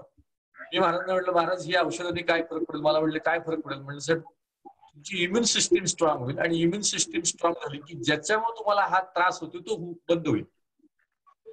इम्युन सिस्टीम स्ट्रॉंग झाली की ज्याच्यामुळे तुम्हाला त्रास होतोय तो तुमचा त्रास बंद होऊन जाईल. त्यांनी ते घेतलं आणि शेखरजी मला सांगायला खरं आनंद होतो, म्हणजे अगदी एक शब्द ह्यात इकडचं तिकडं सांगत नाही मी. 3 डोस मध्ये, फक्त 3 डोस मध्ये. पहिला डोस मी स्वतः त्यांना दिला 20 ml चा, नंतर त्यांनी 10 ml घेतलं. 3 डोस मध्ये त्यांचे जुलाब पूर्णपणे थांबले. जे महाराज खाटेवरनं खाली उतरवून आले नव्हते मागचं 1 वर्ष, ते महाराज आता रोज अख्खा आश्रम फिरतायत, चालत फिरतायत 1 महिन्याच्या आतमध्ये. तर हे असं अनेक मिरॅकल रिझल्ट आहेत त्याच्यामध्ये. त्यामुळे मी मार्केटिंग म्हणून करत नाहीये, पण हे अफोर्डेबल आहे. कारण कोरोनाची टेस्ट पॉझिटिव्ह का निगेटिव्ह त्याचा खर्च 4.5 रुपये येतो, पॉझिटिव्ह का निगेटिव्ह. पीपी किटचा खर्च तुम्ही म्हणताय तसं तुम्ही 400 रुपये घेतले, काही ठिकाणी 1000 रुपयाला पण सरकारने घेतले. मी मध्यंतरी आदरणीय मुख्यमंत्र्यांना भेटून तीच विनंती केली की साहेब तुम्ही टेस्टिंग करायला एवढा खर्च करताय, टेस्टिंग करायला माझा 1000 रुपयात माणूस बरा होतो, तुम्ही एखाद्या माणसाला जर करोनाचं लक्षण दिसत असेल तर आमचं औषध त्याला द्या, त्यानंतर 5 दिवसांनी समजा त्याला लक्षण राहिलं तर मग त्याची टेस्ट करा ना. नाही तर त्याची फॅमिली एवढी मनस्थितीमध्ये जाते की त्या मीडियाने असं करून ठेवलंय की करोना झाला म्हणजे माणूस गेलाच. तेव्हा आधीच तो मानसिक दृष्ट्या खच्चीकरण त्याचं होतं. त्याच्यामुळं त्याची मानसिकता, हा फ्लू आहे, जनरल आहे, कॉमन आहे, एवढं घाबरण्यासारखं काही कारण नाही आणि आपल्याकडे त्याच्यावरती उपचार आहेत. तर माझी सगळ्यांना विनंती आहे दर्शकांना, आता कोणी विचारलं की आम्हाला औषध तुम्हाला बीडला सुद्धा पाठवता येईल, ऑनलाईन मागवाल, ऑनलाईन तुम्ही मागवू शकता, महाएनजीओच्या माध्यमातून मागवू शकता, त्याला काही अडचण नाही, पण एकदम अफोर्डेबल आहे. शेखरजी तुम्हालाही मध्यंतरी म्हणलं की तुम्ही अन्नदान खूप केलं, आज धारावीची खूप चर्चा होतीये. माझाही त्यात खालीचा वाटा आहे. माझा म्हणजे माझा नाहीये, एक मुंबईत एक मोठा माणूस आहे, काय त्यांचं नाव, छेडा नावाचे ग्रस्त, छेडा, त्यांचा लॉटरीचा व्यवसाय आहे. त्यांच्या घरामध्ये त्रास झाला होता लोकांना, ते आपल्या औषधांनी खडखडीत बरे झाले 4-5 लोक. मला म्हणले मी काय करू? म्हणलं साहेब तुम्ही हे औषध लोकांना द्या, गरीब लोकांना. एखादी 3,000 बाटल्या त्यांनी माझ्याकडनं विकत घेतल्या आणि धारावीमध्ये वाटल्या. 3,000 बाटल्या. तुला लक्षण दिसतंय ना, ही बाटली घेऊन पिऊन टाक, दिवसातनं 4 वेळा पी, टेस्टिंगला जाऊ नको, काय नको करू. हे लक्षण असलेल्या माणसाने काउंटरच मांडलं होतं ते धारावीमध्ये. आणि त्यामुळे धारावी कंट्रोलला आम्ही थोडस आमचा हातभार लावलाय. माझं सगळ्यांना विनंती आहे की घाबरून लॉकडाऊन हा तर पर्याय अजिबात नाहीये. म्हणजे थोडस मत आपलं वेगळं असू शकेल की लॉकडाऊन केलं की करोना आटोक्यात येईल, अजिबात नाही. लॉकडाऊन मुळे बेकारी येईल हे मात्र नक्की आलेली आहे. लॉकडाऊन झालं तेव्हा भारतामध्ये रुग्णसंख्या 1,000 होती, आता 12 लाख रुग्ण आहेत भारतामध्ये, रोज 40-50 हजार वाढणार आहेत. आणि माझं सगळ्यांना सांगणं आहे की घाबरून जाऊ नका. शेखरजी तुम्ही कितीही काळजी घेतली, आपण कितीही काळजी घेतली, तुम्हाला मला सगळ्यांना करोना एकदा होऊन जाणार आहे, सगळ्यांना होऊन जाणार आहे. तुम्ही शतप्लस हँडी ठेवा, सकाळ संध्याकाळ 5-5 ml घ्या, त्यातनं सुद्धा होऊ शकतो, असं काही नाही की होणारच नाही, पण त्यांनी तुमची इम्युन सिस्टीम बिल्डअप होईल आणि झाला तर 4-5 दिवसात बरे हो, त्याच्यापेक्षा जास्त नाही. ज्या महाराष्ट्रातल्या 2-3 मंत्र्यांना झाला त्यांनी माझ्याकडनं आता औषधं मागून घेतली आणि दिली. कॅन्सरचं औषध तुम्हाला एक सांगतो की महाराष्ट्राचे एक ज्येष्ठ मंत्री, त्यांच्या एका जवळच्या नातेवाईकाला कॅन्सर झाला होता, टाटा कॅन्सरने सांगितलं की आता घरी घेऊन जाऊन सेवा करा, घरी घेऊन जाऊन सेवा करा. आणि फेब्रुवारी महिन्यात मी त्यांना आमचं कॅन हेल्प दिलं. टाटा कॅन्सरने सांगितलं तर घरी जाऊन सेवा करा, सांगलीला घेऊन जा. मी 2 बाटल्या दिल्या आमच्या कॅनेलच्या, आणि मे महिन्याच्या सुरुवातीला मला फोन आला की हनुमंत पुन्हा स्कॅन केलं होतं, पोटाचा कॅन्सर झाला होता, पूर्ण पोटात स्क्री झाला होता, कोलोन कॅन्सर म्हणतात, तो 60% स्पीड 2 महिन्यामध्ये कमी झाला. 60% स्पीड. ॲलोपॅथीमध्ये याला उपचार नाही. अशी अनेक मिरॅकल औषधं बीव्हीजी तयार करते. आपल्यापैकी कुणाला जर किडनीचा त्रास असेल, त्या कुणीचे नातेवाईक डायलिसिसवर असतील, त्यांच्यासाठी मिरॅकल औषध झालेलं आहे चांगलं तयार. अनेक औषधं, पण ही सगळी प्रूव्हन आहेत. म्हणजे मी असं कुठलाही दावा करत नाही. प्रत्येक गोष्टीला माझ्याकडे सायंटिफिक पॅरामीटर्स आहेत, टेस्टिंग आहे. कसं होतं, का होतं, बॉडीमध्ये गेल्यानंतर त्यांनी मदत कशी होते आणि तुम्हाला फायदा कसा होतो. तर अनेक ह्याच्यावरती शेखरजी आपण काम करतोय. पण आता गरज आहे आपल्याला करोनाचं टेन्शन न घेण्याची. टेन्शन घेऊ नये, कारण 100% एक ना एक दिवस आपल्याला सगळ्यांना गाठणार आहे. कुठून कोण कसं चिटकेल, काय चिटकेल. मला कालच एक मंत्री म्हणले, गायकवाड साहेब तुमचं ते औषध घेतोय मी, पण मला करोना झालाय, आमच्या घरात कुणाला झाला नाही, मला झाला. म्हणजे साहेब तुम्हाला कसं झाला मग? म्हणले मुंबईत माझ्या रूम मध्ये जे आमचे मोठे व्यापारी मित्र येऊन 2-3 दिवस झोपले, ते पॉझिटिव्ह होते, त्याच्यामुळे मला झालं. आता म्हणलं काय, म्हणलं 4 बाटल्या तुमच्या पाठवून द्या, ते सध्या ब्रिज कॅन्डीला ऍडमिट आहेत, रोज सकाळ संध्याकाळ मला फोन करून सांगा आता ताप उतरला, आता बरं वाटतंय, सगळं चाललंय, तुमच्या विषयी काही काळजी नाही. म्हणलं साहेब काय काळजी करू नका. म्हणले आता हे सरकारी मंत्री आहे म्हणून म्हणले ब्रिज कॅन्डी आहे, बरं आहे. आता म्हणले गरीबाचं मारायचं आहे. म्हणले ब्रिज कॅन्डी मध्ये देखील तुम्हाला मल्टीव्हिटॅमिनच्या गोळ्या देतात, बाकी काही देत नाही. शतप्लसच काम द्यायचं होतं, शतप्लसच काम करतं. जे खन्ना साहेबांचा व्हिडिओ तुम्ही बघितला, त्यांच्या घरात 3 लोकांना झाला होता आणि तिघेच्या 4 ते 6 दिवसात बरे झाले. त्यांना झिंकची गोळी दिली, ती घेऊ नये असं मी म्हणतच नाही. झिंकची गोळी दिली, व्हिटॅमिन बी कॉम्प्लेक्स, व्हिटॅमिन सी कॉम्प्लेक्स अशा गोळ्या दिल्या, झाले बरे. असं एक वेगळं काम करतोय, समाजाच्या हिताचं करतोय, पैशाच्या पलीकडे जग बघून काम करतोय. तर महाएनजीओ आपण मध्यंतरी शेतीवरती पण चर्चा केली होती, की शेतीवरती पण आपल्याला काम करता येईल, आपण करायची ठरवलेली आहे. आता कधी तुम्ही ज्या वेळेला पुढच्या वेळेला म्हणाल तेव्हा करू. पण हेल्थकेअर मध्ये मात्र आपण रिव्होल्युशन करतोय, डिस्ट्रक्टिव्ह रिव्होल्युशन करतोय.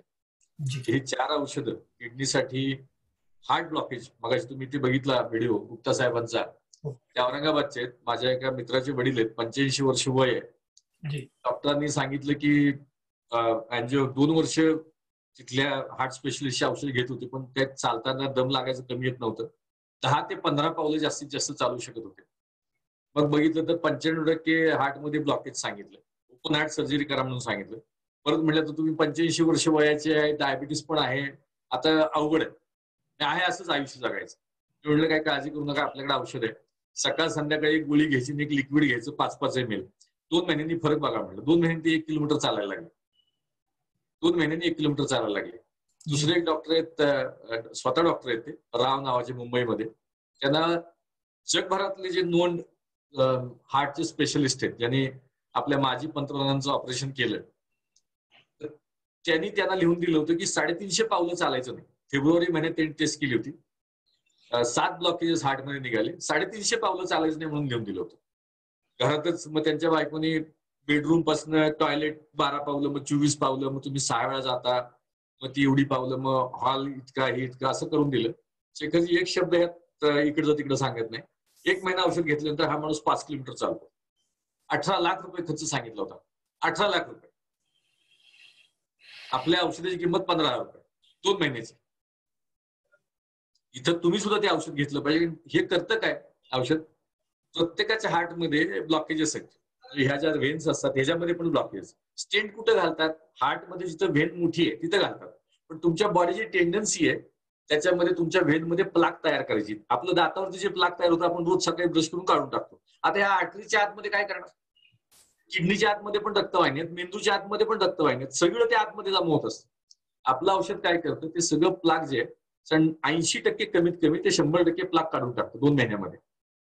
हार्टचं फंक्शन स्टेबिलाइज करतं, हार्टचं पंपिंग इम्प्रूव्ह करतं. बाकी सगळ्या आजाराला तुम्हाला प्रिव्हेंटिव्ह मेकॅनिझम आहे. म्हणजे तुम्हाला दिवसातनं 10-12 लघवीला जायला लागलं, तुम्ही डॉक्टरला विचारता अरे असं का होतं, तो म्हणतो की टेस्ट करा, ब्लड टेस्ट करा. मग कळतं की साखर वाढली आहे म्हणून तुम्ही डायबिटीसची औषधं चालू करा. सारखं वारंवार डोकं दुखतंय आपलं, वारंवार डोकं दुखतंय, मग आपण म्हणतो का तर बीपी वाढलाय. हार्ट सांगत नाही आम्ही. जितकं ताण येईल तेवढं काम करत राहतो. आम्ही हा प्रिव्हेंटिव्ह व्हर्जन आणि क्युरेटिव्ह व्हर्जन अशी दोन्ही प्रकारची औषधं बनवली आहेत आणि थ्रोअवे प्राइस आहे. इतकी रिझल्ट ओरिएंटेड आहे की त्या डॉक्टरांनी मला फोन केला परत की गायकवाड साहेब मला 18 लाख रुपये खर्च सांगितला होता, मी 15,000 बरं झालो, मी काय करू? साहेब 15,000 ही किंमत सर्वसामान्य माणसासाठी, जो माणूस 18 लाख अफोर्ड करू शकतो त्यासाठी नाही. म्हटलं तुमची खरंच माझ्यावरती विश्वास असेल आणि चांगली भावना आहे तुमची, तर म्हणलं 10 गरीब लोकांना ज्यांचे ऑपरेशन करायची क्षमता नाहीये किंवा त्रास होतोय अशानं तुम्ही वाटा. तुम्ही पैशाने विकत घ्या आणि 10 लोकांना, गरीब लोकांना वाटा. त्यांनी मान्य केले आणि 10 किट घेऊन त्यांनी वाटलं. चेन वाढली पाहिजे.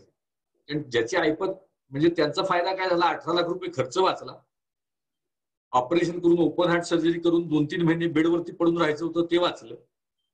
कायमची इजा एवढी मोठी 8-9 इंच छाती फाडायला लागती ती राहिली, वाचली. सगळंच वाचलं. म्हटलं गरीबाला मदत करा, मला नाही नको, गरीबाला मदत करा. असंच कोल्हापूरचे खूप मोठे उद्योजक आहेत, खूपच मोठे उद्योजक आहेत. त्यांचा बंगलाच किती एकरात आहे माहित नाही. माझ्या मित्राच्या मित्रांनी त्यांना दिलं की त्यांच्या घरातच त्यांनी हॉस्पिटल केले, डायलिसिस आहे म्हणून. आणि परवा दिवशी मला त्यांचा फोन आला माझ्या मित्राचा की गायकवाड साहेब, ते साहेब तुम्हाला म्हणतात भेटायला कधी येता? म्हटलं काय झालं? म्हणले इतकी जगातली सगळी औषध झाली, कारण ते लंडन, अमेरिका, त्यांच्या 4-5 कंपन्या लिस्टेड कंपन्या आहेत. ते 3 आठवड्यात डायलिसिस त्यांना घ्यायला लागतं आणि 3 वेळा डायलिसिस घेऊन देखील क्रिएटिन लेवल 9च्या खाली येत नाही. तुमचं औषध चालू केले 7च दिवस झाले, आज क्रिएटिन लेवल 6ला आलंय त्यांचं. ते म्हणतात काय, म्हणजे त्यांना पण हेच सांगा, त्यांच्यासाठी आम्ही किंमत बदलू शकत नाही, श्रीमंत म्हणून किंमत वाढवायची, पण त्यांनी 10 गरीब लोकांना मदत करावी. की ज्या कोल्हापूरमध्ये ज्यांचे डायलिसिस जास्त होतंय आणि ज्यांना हे होतंय त्यांना 10 लोकांना त्यांनी सपोर्ट करायचं. असं एकाला एक आपल्याला काम करता येईल आणि हे वाढवता येईल, चेन वाढवता येईल आणि आपल्याला मोठं काम करता येईल. तर मला वाटतं की आपण एकत्र काम करतोय शेखरजी. चा फुल फॉर्म भारत विकास ग्रुप आहे. तुम्ही महा एनजीओ आहे, म्हणजे महाराष्ट्र म्हणा किंवा महा म्हणा किंवा देशात काम करायची आपली इच्छा आहे.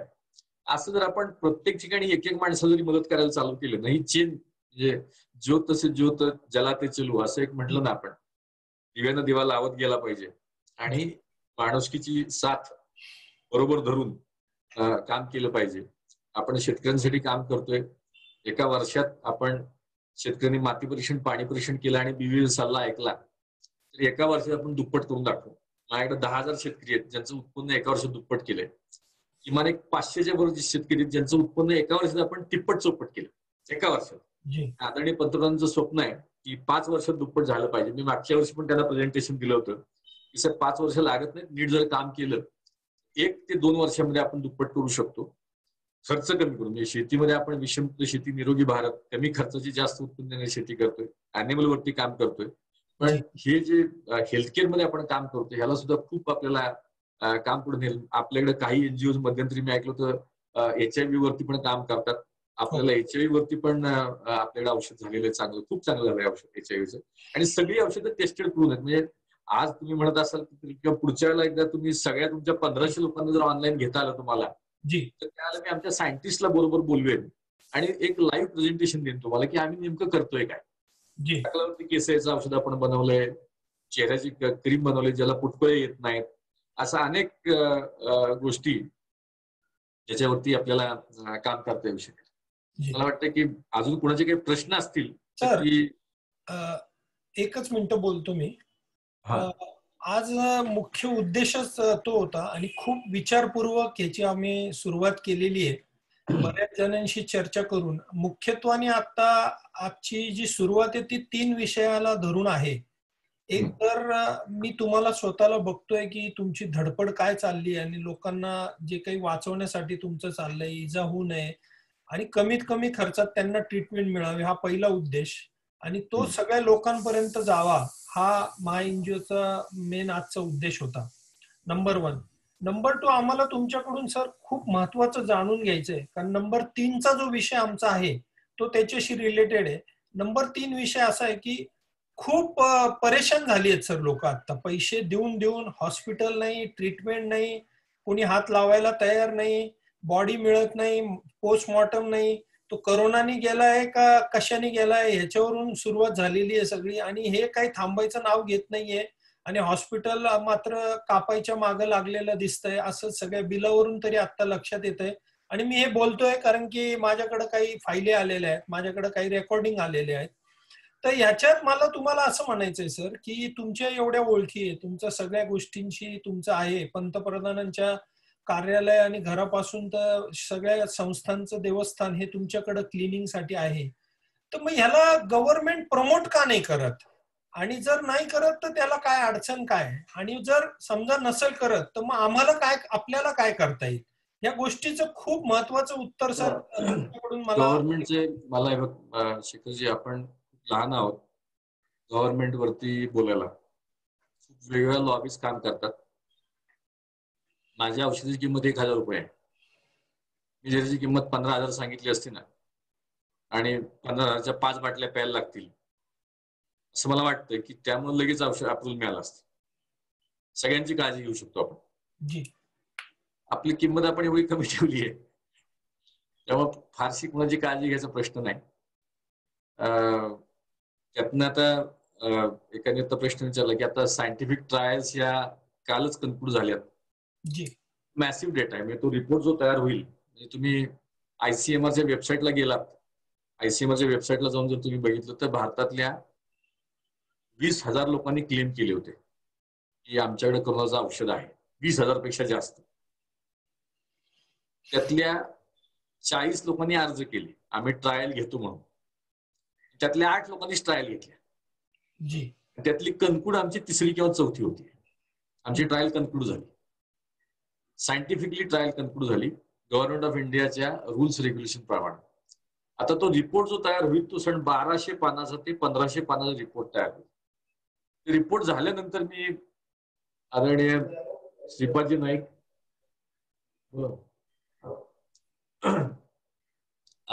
आदरणीय श्रीपादजी नाईकांना भेटेन. वेळ मिळाली तर PMOची पण वेळ मागेन आणि त्यांना दाखवेन की साहेब हे कॉस्ट इफेक्टिव्ह औषध आपण तयार केलेलं आहे.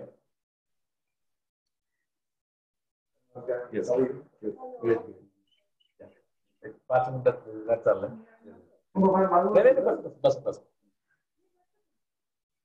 असं त्याची एक महिन्याभरात मिळेल. माझं म्हणणं आहे की ह्याला विक्रीला परमिशन मिळालेलीच आहे. प्लस हे अप्रूव्ड ड्रग आहे. त्याच्यावरचे क्लेम मी करतो ते अप्रूव्ड आहे. मी माझ्या मनाने लिहू शकत नाही. It is approved drug. करोनाचं औषध आहे का? तर आम्ही आधी कधीच म्हणत नाही हे करोनाचं औषध. आम्ही म्हणतो की ह्याने इम्युनिटी स्ट्रॉंग होते माणसाची आणि इम्युनिटी चांगली झाली की माणूस बरा होतो. हे अँटी ऑक्सिडंट आहे, अँटी इन्फ्लमेशन आहे, बॉडी अल्कलाइन करतं. अल्कलाइन बॉडीला कॅन्सरची ग्रोथ होत नाही. Multiple ways it helps body. म्हणजे लिम्फेटिक सिस्टीम बॉडीची क्लीनअप करतं, डायजेस्टिव्ह सिस्टीम इम्प्रूव्ह करतं. त्याच्यामुळे आता विक्रीची परमिशन आहेच आहे. आता ह्या ट्रायल झाल्यानंतर हे कोरोनावरती गुणकारी होतं हे आपल्याला सिद्ध करता येईल आणि मग कोरोना म्हणून सुद्धा औषध घेता येईल. पण इन जनरल मी ह्या औषधाची परमिशन मागच्या वर्षी नोव्हेंबरमध्ये घेतलेली आहे. प्रत्येक माणसाने रोज सकाळी 5 ml डोस घेतला याचा तर तुम्हाला मागायचं म्हणलं की किडनी फंक्शनला इम्प्रूव्ह करते, तुमच्या हार्टला चांगली मदत करते, तुमच्या कोलेस्ट्रॉलवरती चांगलं काम करते, असं अनेक प्रकारे ते शरीराला मदत करते. तर त्यामुळं ह्याची विक्रीची परमिशन मिळालेली आहे. आता ह्या टेस्ट ट्रायल झाल्यानंतर हे करोनाबरोबर पण गुणकारी काम करते असं आपल्याला सिद्ध करता येईल आणि मग सरकार प्रमोट करेल असं वाटतं. ठीक आहे सर. दुसरा विषय, आता सरकार, महाराष्ट्र सरकार असेल काय, त्यांना तो निर्णय तुम्ही तुमच्या लेवलला घेऊ शकता. दुसरं, आता आम्ही महा NGO म्हणून जे काही ठरवलेलं आहे, मी जस्ट तुमच्या बरोबर एक शेअर करू इच्छितो की आम्ही आता या कोरोनाच्या काळात बघितलंय की NGO हे सगळे डोनेशनवर चालतात सर. CSR असेल, प्रायव्हेट डोनेशन, आणि आता सगळीकडूनच NGOला खूप मोठा मार बसलेला आहे कारण की सगळ्यांचीच हालत अशी असल्यामुळे आम्ही आता त्यांना पण सांगू शकत नाही प्रत्येक डोनरला. तर आम्हाला आता स्वतःच्या पायावर उभं राहायचंय, सेल्फ सस्टेन व्हायचंय सगळ्या NGOजला. आणि म्हणून आम्ही एक ई-कॉमर्स प्लॅटफॉर्म चालू करतोय की ज्याच्यामुळं एनजीओला चांगले पैसे, 2 पैसे चांगल्या कामासाठी, म्हणजे आता जसे तुमचे प्रोडक्ट आहे हे महाराष्ट्रावर प्रमोट करायला एनजीओ ज्या इच्छुक आहेत त्यांना काही अडचण नाही त्यांच्या एरियामध्ये. त्याच्यात 2 पैसे जर त्यांना मिळाले तर त्या पैशातून ते समाज कामच करणार आहेत, समाजसेवाच करणार आहेत. म्हणजे त्यांना आम्हाला कोणाकडे आता आहे ना जाऊन भीक मागायची गरज नाही पडली पाहिजे अशी आमची खूप इच्छा आहे. कारण आम्ही खूप मनात सगळेजण समाजकार्य करतोय, परंतु ही अडचण येते. आणि मागे तुमचं बोलणं झाल्याप्रमाणे आम्ही ते आता सुरू केलंय आणि त्याचा एक प्लॅटफॉर्म मला असं वाटतं की बाकीच्या गोष्टीत न जाता आम्ही आता ह्याला कसं आपल्याला महाराष्ट्रभर प्रमोट करून आमच्या एनजीओच्या माध्यमातून करता येईल त्याचा आम्ही विचार करू. आणि एक मीटिंग सर तुमच्या बरोबर एक स्पेशल घेऊया. आता काही प्रश्न आहेत पण आपले दुसरे गेस्ट आहेत त्यांच्या झाल्यावर काही प्रश्न परत मला माझे सिलेक्टेड प्रश्न घेतले ना तर माझ्याकडे आता काही गेस्ट आहेत, माझ्याकडे कोल्हापूरचे माझे मित्र आले, काही महत्वाचे प्रश्न असतील तर एकदम घेऊ, म्हणजे मी पण रिकामा होईल. हो ठीक आहे सर. एक महत्वाचं म्हणजे आज आमच्यात मी जो दुसरा विषय घेतलेला आहे की जी गळचिपी आणि चिटिंग लोकांबरोबर होते हॉस्पिटल्सचं, तर त्याच्यामध्ये आता ज्यांच्या बरोबर हे घडलं ते स्वतः आज इथं उपलब्ध आहेत, अजय मंडोत. तर त्यांनी थोडंसं सांगावं कारण की ह्याची पण सुरुवात आम्ही आज इथे करणार आहोत सर. तो अजय आप बताइए. अजय अनम्यूट कीजिए.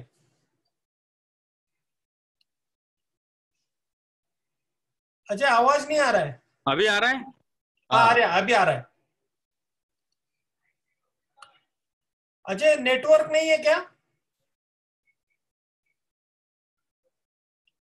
अजय नेटवर्कची बँडविड्थ लो आहे त्यांना म्हणा फक्त हे कर. वीडियो बंद करके ऑडियो पे बात करो.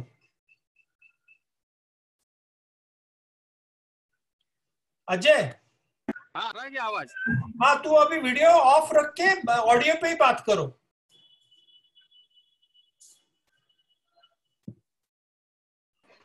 अजय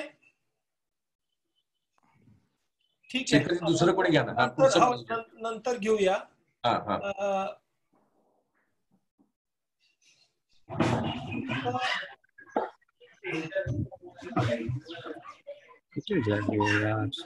नरेंद्र पाटील तर अनम्यूट करा तुम्हाला. अंमळले.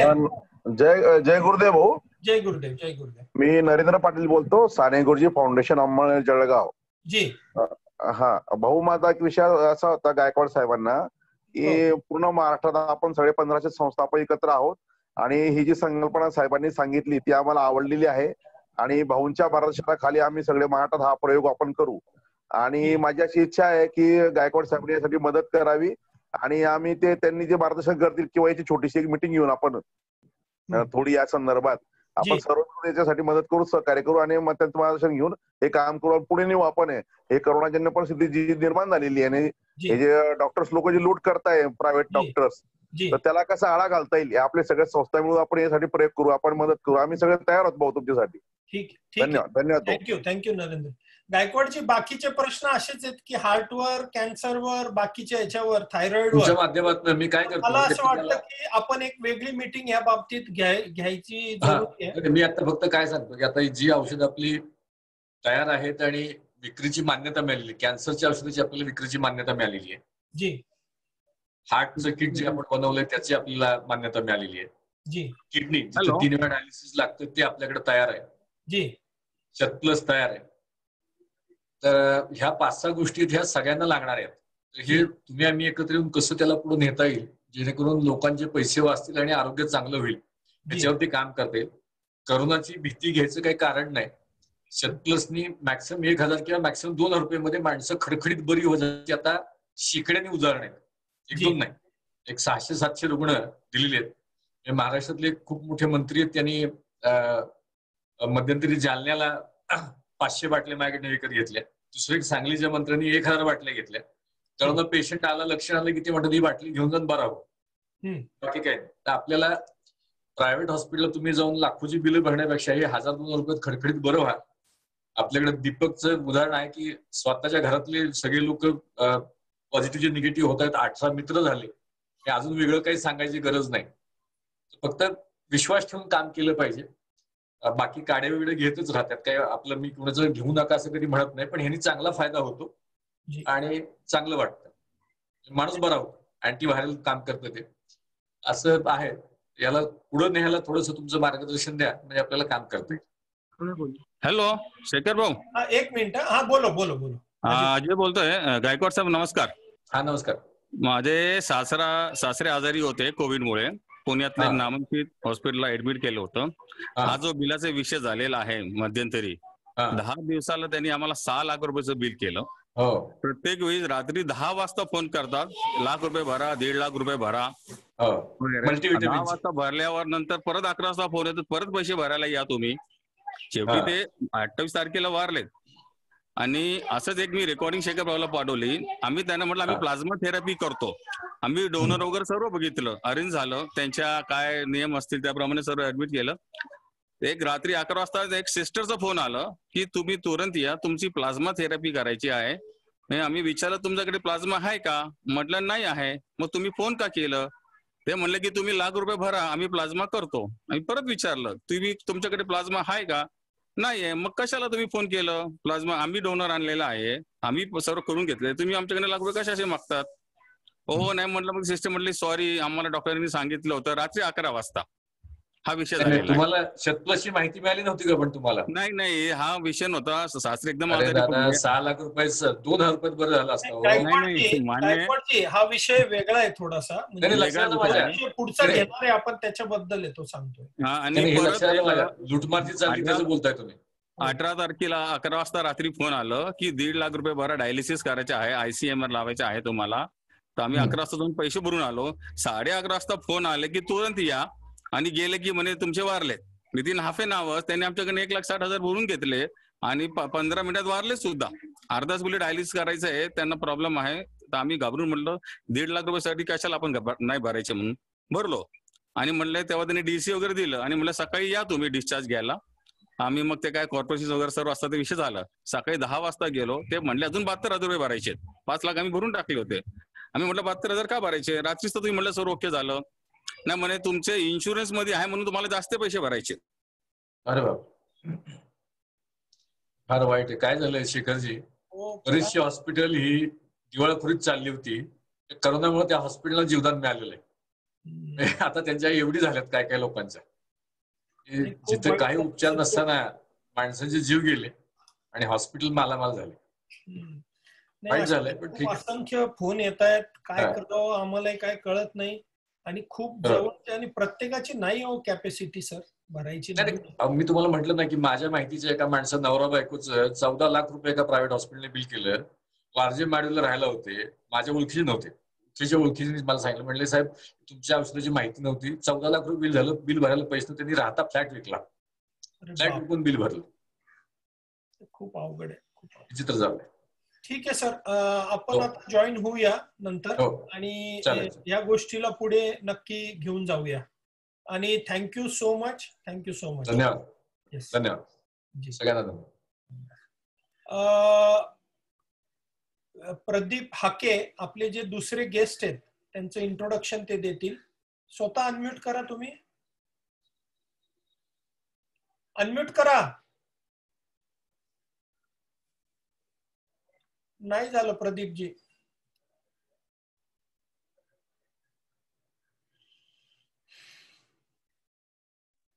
हा झालंय, बोला.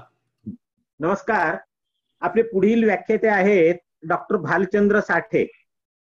डॉक्टर साठे मूळचे मिरज सांगलीमधील असून ते बेसिकली आयुर्वेदाचार्य आहेत आणि फॅमिली फिजिशियन म्हणून ते सध्या काम करतात. त्यांनी रुग्ण सेवा प्रकल्प समिती स्थापन केलेली असून त्या समितीचे ते फाउंडर सेक्रेटरी आहेत. आणि त्या समितीच्या माध्यमातून त्यांनी आतापर्यंत आरोग्य, शिक्षण, पर्यावरण, ग्रामीण विकास, युवक विकास इत्यादी क्षेत्रात अत्यंत स्फुरणीय असं कार्य केलेलं आहे. ते अफार्म म्हणजे action for agriculture renewal in Maharashtra या संस्थेचे आणि सांगलीच्या NGO फोरमचे माजी गव्हर्निंग बॉडीवरती राहिलेले पदाधिकारी आहेत आणि सध्या ते विभावाणीचे व्हाईस प्रेसिडेंट आहेत. महत्वाचं म्हणजे त्यांनी महा NGO फेडरेशनला 15,000 काड्यांच्या वाटपासाठी सहकार्य केलेलं आहे आणि त्यांच्यामुळेच माय एनजीओ फेडरेशन इतक्या मोठ्या प्रमाणावरती काड्यांचं वाटप करू शकलेले आहे. तर आज या ठिकाणी ते उपस्थित आहेत. मी त्यांचं महा एनजीओ फेडरेशन तर्फे सहर्ष स्वागत करतो आणि आम्हाला मार्गदर्शन करावं अशी मी त्यांना विनंती करतो. धन्यवाद. हॅलो डॉक्टर साठेजी, आपलं स्वागत आहे. आपण ऍड्रेस करावा आपल्या आयुष काड्याबद्दल. हॅलो, हा नमस्कार. वास्तविक पाहता मी गेली 3-4 वर्षापासून माय एनजीओ फेडरेशन बरोबर जोडलेला आहेच. त्यामुळं शशांकजींनी जसं कोर्समध्ये म्हटलं की मी आपलाच आहे, त्यामुळं आपल्या बरोबर आज संवाद साधायची संधी मिळाली आहे. मला ती संधी उपलब्ध करून दिल्याबद्दल शेखरजी असतील, विजयजी असतील यांचा मी धन्यवाद देतो. आणि आपण गेल्या 3-4 महिन्यापासून जे एका अस्वस्थतेमध्ये आहोत की जी कोरोनाच्या मुळे संपूर्ण जगालाच एक प्रकारची अस्वस्थता आली आहे, तीच आपल्यापर्यंत येऊन पोहोचलेली आहे. आणि आपण सर्वजण हे या अस्वस्थतेवर मात करण्याच्या टीम मधले काम करणारे कार्यकर्ते आहोत. म्हणजे हातबल होऊन घरात बसणारे कार्यकर्ते नव्हते. कारण का तर आपण रस्त्यावर उतरून अनेकांना मदत केली आहे. आरोग्याच्या संदर्भात असेल, अन्नधान्याच्या संदर्भात असेल. त्यामुळे आपण हे एक जसं आता वॉरियर हा शब्द हे झाला, त्याचप्रमाणे आपण सामाजिक योद्धे आहोत आणि ह्याच्यातून आपण समाजाला दिशा आणि मदत हे देण्याचं काम आपण करतोय. आज आपण ज्या वेळेला हा काढा आणि काढ्याचं एकंदर वाटप, त्याच्यात ऍक्सेप्टन्स त्याला मिळालेली, ह्याच्या माग ते सगळा प्रवास आहे, हा मी आपल्याला थोडक्यात सांगणार आहे. हेच सुरुवात करत असताना आपण मला असं वाटतंय की थोडंसं आपण एक आयुर्वेदाची पार्श्वभूमी ज्याला म्हणता येईल की आयुर्वेद म्हणजे काय आहे आणि त्याचा आपण कसा वापर ह्या सगळ्या मध्ये करून घेतलाय. तर मी थोडासा क्रीज शेअर करतो शेखरजी, आणि एक छोटस पीपीटी आहे, त्याच्या माध्यमातून आपण हा थोडासा आयुर्वेद म्हणजे काय आणि त्याचा कसा आपण उपयोग करून घेतोय हे आपण थोडस समजून घेऊया. बिलकुल बिलकुल.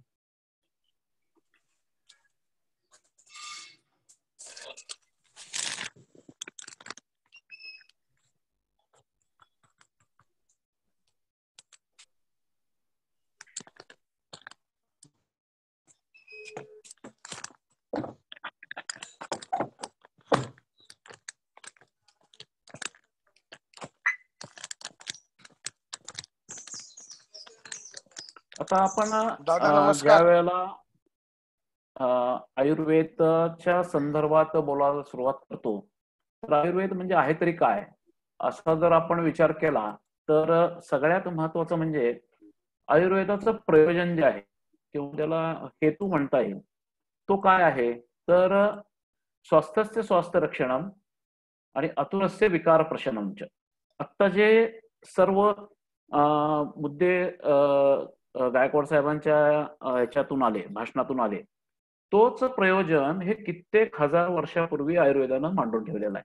म्हणजे काय तर जो स्वस्थ आहे त्याचं स्वास्थ्य रक्षण कसं होईल आणि जो आतुर आहे किंवा जो आजारी आहे त्याचं विकाराचं प्रशमन कसं करता येईल, या दोन्ही गोष्टींच्या वर आयुर्वेदानं विचार केलेला आहे.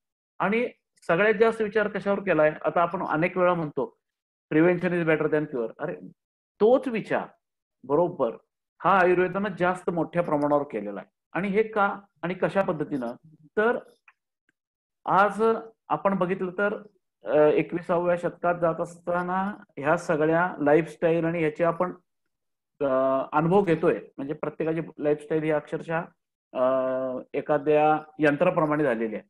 हे जरी असलं तरी सुद्धा यामध्ये कशा पद्धतीनं आपण आपलं लाईफ मेंटेन करू शकतो हे पण महत्वाचं आहे. आणि हाच मुद्दा आयुर्वेदानं दिनचर्या आणि ऋतुचर्या अशा 2 पद्धतीनं मांडलेला आहे. दिनचर्या म्हणजे काय, तर सकाळी तुम्ही ब्रह्ममुहूर्तावर उठल्यापासून, म्हणजे काय तर आता रात्री आपण 2 वाजेपर्यंत ऑनलाईन राहतो आणि मग ब्रह्ममुहूर्त केव्हा टळून जातो आणि 9 वाजता किती वाजता हे पण आपल्याला कळत नाही. तर सकाळ उठल्यापासून संध्याकाळपर्यंत कशा पद्धतीने वागावं हे सुद्धा आयुर्वेदाने सांगितलेलं आहे. आणि ह्याला दिनचर्या असं म्हणतात. आता ऋतुचर्या, आता ऋतुचर्याच्या माध्यमातून जर आपण बघितलं तर साधारणतः 4 ऋतू हे आपल्याकडं आयुर्वेदानं किंवा याच्या पद्धतीनं मांडलेले आहेत. ते काय आहेत तर हेमंत, ग्रीष्म, वर्षा आणि शिशिर असे 4 ऋतू आहेत. प्रत्येक ऋतुचर्यामध्ये कशा पद्धतीने आहारात विहारात कसा बदल करावा हे सुद्धा सांगितलेलं आहे. आज आपण हे सगळ्याच्या सगळं पाळू शकत नाही आणि त्याचमुळं आपल्याला असं लक्षात येतं की अनेक प्रकारचे रोग हे आपल्याला सतावत आहेत. आणि याचाच एक परिणाम म्हणून आज आपण ज्या फेज मधनं चाललोय त्या ह्याचा हाच एक भाग आहे. तर आयुर्वेदाच्या मतानुसार स्वास्थ्य म्हणजे काय किंवा स्वास्थ्य म्हणजे काय, फिट पर्सन काय, तर समदोषा समागनिष्य समधातू मलक्रिया प्रसन्न आत्मेंद्रिय मना स्वस्थ इथे अभिधेयते असं म्हटलेलं आहे. म्हणजे काय तर आयुर्वेदाच्या म्हणण्यानुसार आपल्या शरीरात हे त्रिदोष, आपण अनेक वेळा म्हटलं असेल वात वाढलाय, पित्त वाढलंय, कफ झालाय, तर हे 3 दोष वात पित्त कफ अग्नी हे सप्त अग्नी आहेत. त्यातलं सगळ्यात महत्वाचा अग्नी कुठला तर जठर अग्नी आहे की ज्याचं महत्वाचं काम हे माणसाची भूक किंवा जी पचनशक्ती आहे ही व्यवस्थित ठेवणं हे त्या अग्नीचं काम आहे. त्यानंतर सप्तधातू, त्याला काय म्हटलेलं आहे, रस, रक्त, मांस, मेद, वसा, अस्थि, मज्जा आणि शुक्र अशा या सप्तधातूंनी मिळून, या दोषांनी मिळून, या अग्नीने मिळून, त्याचप्रमाणे आपलं मलमूत्रचं विसर्जन हे किती व्यवस्थित आहे हे ह्याच्यावर आपलं स्वास्थ्य अवलंबून आहे. त्याच्या पुढची सगळ्यात महत्वाची गोष्ट अशी आहे की जे मॉडर्न सायन्सनं ह्याच्यावर कधीच विचार केलेला नाही, ते म्हणजे काय, प्रसन्न आत्मा हे सगळ्यात महत्वाचा घटक आहे. आत्मा आणि मन या दोन्हीचा विचार हा फक्त आयुर्वेदामध्येच केलेला आहे. कारण का तर ज्या वेळेला एखाद्या रोगाने माणूस आजारी पडतो त्यावेळेला त्याची मानसिक अवस्था पण बिघडत असते. त्याचा परिणाम आत्मा म्हणजे जे आपलं मन आहे, मनाच्या बरोबर जे हृदयस्थित आत्मा आहे त्याच्यावर पण त्याचा परिणाम होत असतो. हे हजारो वर्षापूर्वी सांगून ठेवलेलं आहे. आणि आज आपण जो स्टिग्मा किंवा मानसिक स्वास्थ्य बिघडलंय आज ह्या करोनाच्या पार्श्वभूमीवर आपण बघतोय ते त्यामध्ये आपल्याला लक्षात येईल की या मनाचा किती मोठा विचार हा केलेला आहे. त्याचबरोबर पंचेंद्रिय आणि ज्ञानेंद्रिय, पंचेंद्रिय आणि कर्मेंद्रिय, 5 ज्ञानेंद्रिय आहेत. म्हणजे डोळा आहे, जीभ आहे, नाक आहे, असे जी ज्ञानेंद्रिय ज्याच्यातून ज्ञान होतं या, आणि ही काही कर्मेंद्रिय आहेत. ह्या कर्मेंद्रियांच्या संयोगातून आपण स्वस्थ राहण्याचा प्रयत्न करत असतो. आणि ही सगळी व्यवस्थित काम करत असतील तर त्याला स्वस्थ पुरुष असं म्हणावं, असं आयुर्वेदाचं मत आहे. आता आयुर्वेदानुसार रोगाचे प्रकार सुद्धा केलेले आहेत. त्यात काय आहेत, एक शारीरिक रोग आहेत, एक मानस रोग आहेत, एक आगांतुज आहेत, औपसर्गिक आहेत आणि जनपदंश आहेत. शरीराला जे रोग होतात, उदाहरणार्थ ताप आला आणि काय झालं वगैरे वगैरे. मानसिक रोगाचं पण वर्णन हे आयुर्वेदात केलेलं आहे की मनाची अवस्था बिघडल्यानंतर आपल्याला जो त्रास होतो त्या रोगांना मानस रोग असं म्हटलंय. आगांतुज म्हणजे आता उदाहरणार्थ आपण गाडीवरनं चाललोय, पडलो, त्या निमित्तानं हाड मोडलं, जखम झाली, अशा पद्धतीच्या रोगांना आगांतुज म्हटलंय. आता औपसर्गिक म्हणजे ज्याच्यापासून जंतू संसर्ग होतो अशा रोगांना अपसर्गिक असं म्हटलेलं आहे. आता सगळ्यात चौथा महत्वाचा मुद्दा जनपदंश व्याधी. म्हणजे आत्ताची जी स्टेज आहे ज्याला जनपदंश व्याधी असं म्हटलं जातंय, त्यामध्ये काय होतं तर आयुर्वेदाचं असं म्हणणं आहे की देश, काल, वायू आणि उदक. म्हणजे काय तर देश म्हणजे प्रदेश किंवा पृथ्वी, काल म्हणजे एकंदर कालगणना, वायू म्हणजे वायूच्या माध्यमातून त्याचा संसर्ग, आणि उदक म्हणजे पाणी. या सगळ्यांच्या मध्ये ज्या वेळेला जो एक इक्विलिब्रियम असतो तो ज्या वेळेला खराब होतो किंवा तो जेव्हा बिघडतो त्यावेळेला जनपद उद्ध्वंस करणारे. जनपद म्हणजे काय, माणसाची वस्ती ज्यामुळं उद्ध्वंस होईल अशा सगळ्या रोगांना जनपदोंस असं म्हणतात. आणि हे आज आपण आज जे बघतोय पॅन्डेमिक ह्याचं वर्णन हे आज नाही तर हजारो वर्षापूर्वी यामध्ये करण्यात आलेलं आहे. आता या सगळ्याचा आजच्या परिस्थितीमध्ये कसा को रिलेशन आहे बघा. आता हे आयुर्वेद आणि कोरोना असं आपण जर याच्यामध्ये बघितलं, यामधला हा जो श्लोक आहे हा काय म्हणतोय की प्रसंगानुरूप किंवा काही प्रसंगानं एकमेकाच्या स्पर्शानं, एकमेकाच्या श्वासामुळं, एकमेकाबरोबर भोजन केल्यामुळं, एकमेकाचं पांघरूण हंतरूण वापरल्यामुळं किंवा अति जवळीक झाल्यामुळं किंवा दुसऱ्याचे कपडे वापरल्यामुळं अशा रोगांचा हा प्रसार होतो. या सर्व लोकांना उपसर्गिक असं म्हटलेलं आहे किंवा संक्रमित रोग असं म्हटलंय. हे जे आहे हे सुश्रुताच्या निदान स्थानामध्ये ह्याचं स्पष्ट असं वर्णन म्हटलेलं आहे. म्हणजे आता ह्याच्या पुढचं जर सुश्रुताच्या पहिल्या काही श्लोकामध्ये म्हटलंय की माणसाकडं धन आहे, मित्र आहे, घर आहे, परिवार आहे, हे सगळं असून सुद्धा ज्या वेळेला माणूस आजारी पडतो त्या वेळेला तो गरीत गात्र होतो. ह्या सगळ्याच त्याला त्याग करायची पाळी येते. आणि आज बरोबर हीच अवस्था निर्माण झालेली आहे ह्या कोरोनाच्या माध्यमातून. आणि यामध्ये सातत्यानं ही जी लक्षणं दिसत आहेत की ज्यामध्ये माणसाची शक्ती कमी होते आहे आणि त्या शक्तीमध्ये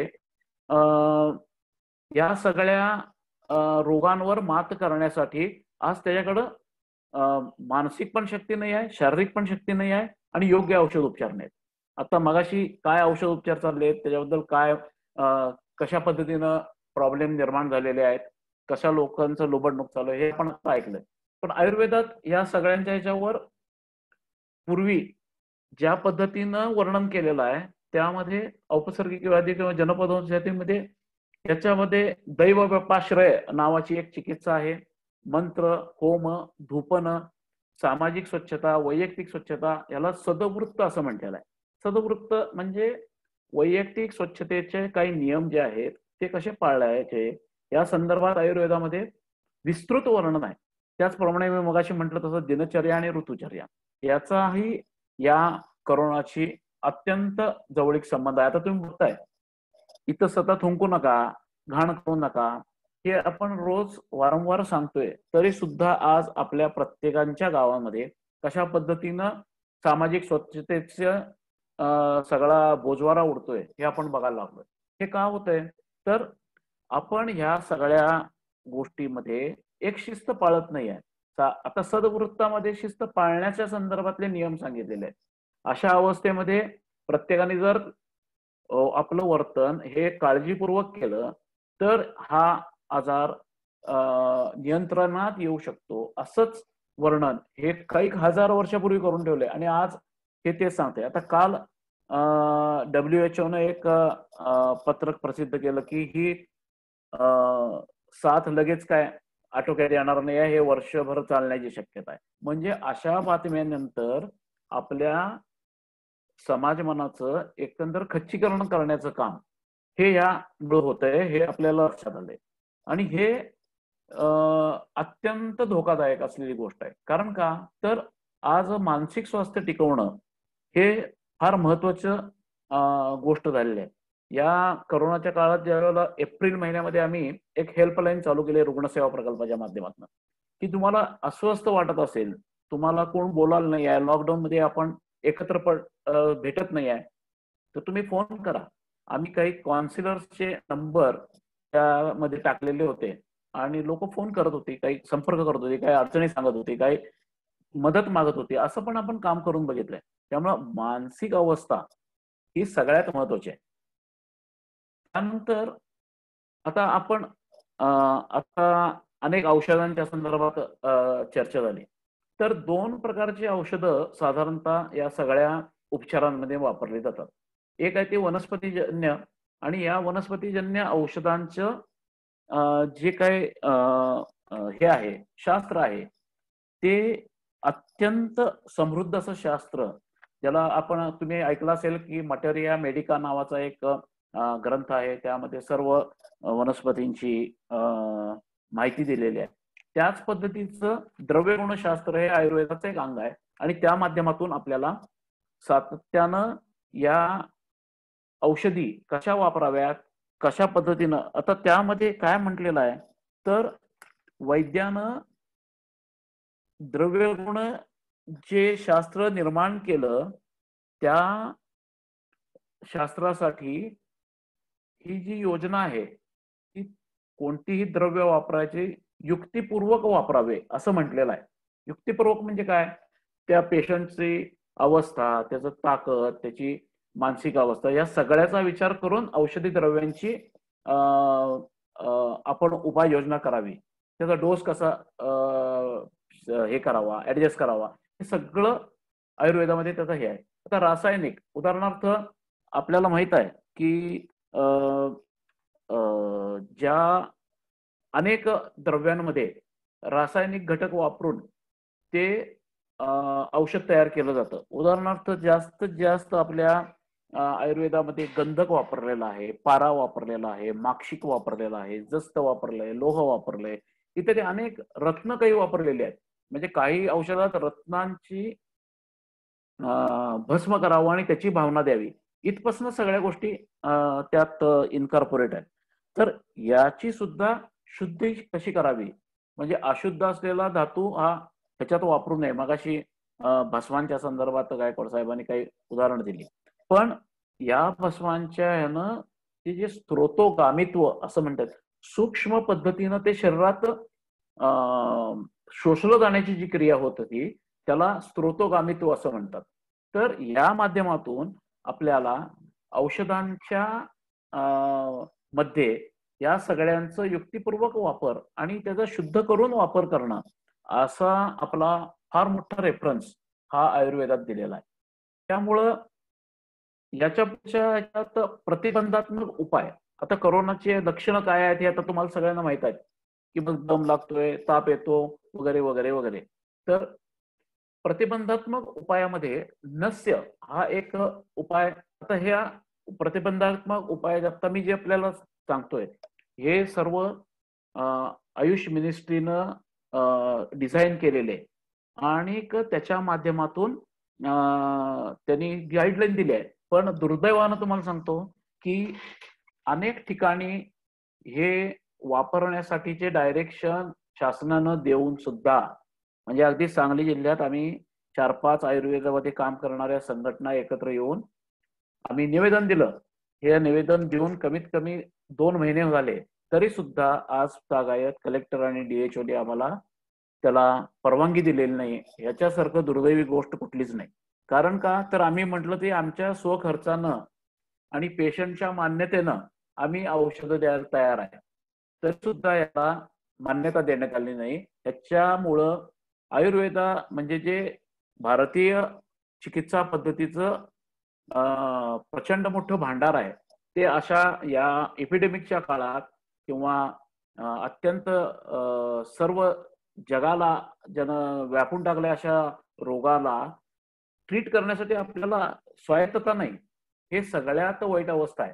म्हणजे कलेक्टरना डायरेक्शन आहेत, मंत्रालयातून डायरेक्टोरेटला डायरेक्शन्स आहेत, पण तरी सुद्धा आता ते काही ठिकाणी एखाद्या इन्फ्लुएन्समुळं प्रेशर आणून त्यांना परवानगी मिळाली आहे, पण काही ठिकाणी अजिबात परवानगी द्यायला तयार नाहीत, अशी अवस्था आहे. यामध्ये नाकात औषध टाकणे जे म्हटले मी तुम्हाला, नाक हे कसं आहे, हे द्वार आहे, शिरद्वार असं म्हणतात त्याला.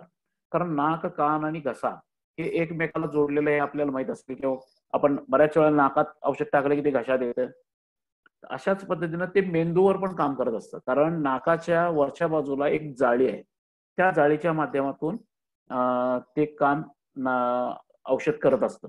तर तिथं प्रचंड मोठ्या प्रमाणात नर्व्हस सिस्टीम किंवा ज्याला चेतातंतूंचं जाळं त्यामध्ये आहे आणि त्या औषधाचा डायरेक्ट लाभ हा मेंदू आणि कान, नाक, घसा इत्यादींच्या वर होत असतो. यामध्ये काय सांगितलंय तर तिळ तेल टाका, खोबरेल तेल टाका, तूप टाका.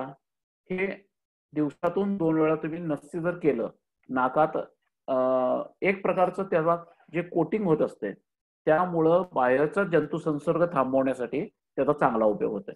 तर औषधी काढा त्यामध्ये जवळजवळ 8 एक द्रव्य आहेत, त्याचं डिटेल आपण नंतर पुढं बघूया. च्यवनप्राश, हा च्यवनप्राश आता रोज विक्रीसाठी उपलब्ध असणारा औषध आहे. अत्यंत प्रभावी असं औषध आहे. त्याचा मूळ घटक आहे आवळा. आवळा हा रसायन गुणधर्माने म्हणजे इम्युनिटी बिल्डिंगच्या साठी सगळ्यात मोठा घटक हा आवळा आहे. त्या आवळ्याच्या माध्यमातून आपल्याला आणि इतर 52 वनस्पती आहेत त्यात दालचिनी आहे, लवंग आहे, मध आहे, बला आहे, अश्वगंधा आहे, शतावरी आहे, अशा अनेक चांगल्या दशमूळ आहेत. असे सर्व गोष्टी एकत्र करून हा च्यवनप्राश तयार झालेला आहे.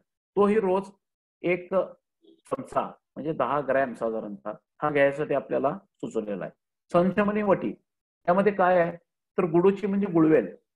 गुळवेल हा अत्यंत प्रभावी असं औषध आहे की जे ज्वरासाठी आपल्याला माहित असेल अनेक आपल्याकडं थोडस असं जंगल टाईप असेल किंवा एखादं घर आहे ह्याच्यावर एखादी वेली वाढलेली असते. ही वेली कशी ओळखायची तर त्याचं पान हे हृदयाकार आकाराचं आहे आणि त्याची खोड जी आहे ते खोडाला जर हात लावला तर त्याची साल लगेच निघून येते. ह्याला गुडूची म्हणतात किंवा गुळवेल म्हणतात. आणि अतिविषा ह्या 2 गोष्टींनी मिळून ही संशमनी वटी बनलेली आहे. त्याचं सकाळ आणि संध्याकाळ 2 वेळा सेवन करावं असं एक प्रिव्हेंटिव्ह मेजरमध्ये सांगितलेलं आहे. तसंच हळद आणि दूध. आज आपल्याला माहित असेल हळद दूध आपण बऱ्याच वेळा घसा बसलाय, सर्दी झाली आहे तर हळद दूध उकळून घेतो आणि त्याच ज्यानं आपल्याला 3-4 दिवसात फरक पडतो. तसं कवल आणि गंडोष म्हणजे काय, आपण जे गुळण्या करतो त्यात 2 प्रकार म्हटलेला आहे. कवल म्हणजे काय तर तोंडात एखादी गोष्ट धारण करून ठेवण्याची, म्हणजे उदाहरणार्थ आपण पाणी घेतो आणि ते तसंच ठेवतो त्याला कवल म्हणतात. आणि त्याचा गुळणी करायचा कार्यक्रम जो असतो पुढचा त्याला गंडोष असं म्हणतात. तर हे कशाने करणं शक्य आहे तर तेलाच्या माध्यमातून करणं शक्य आहे.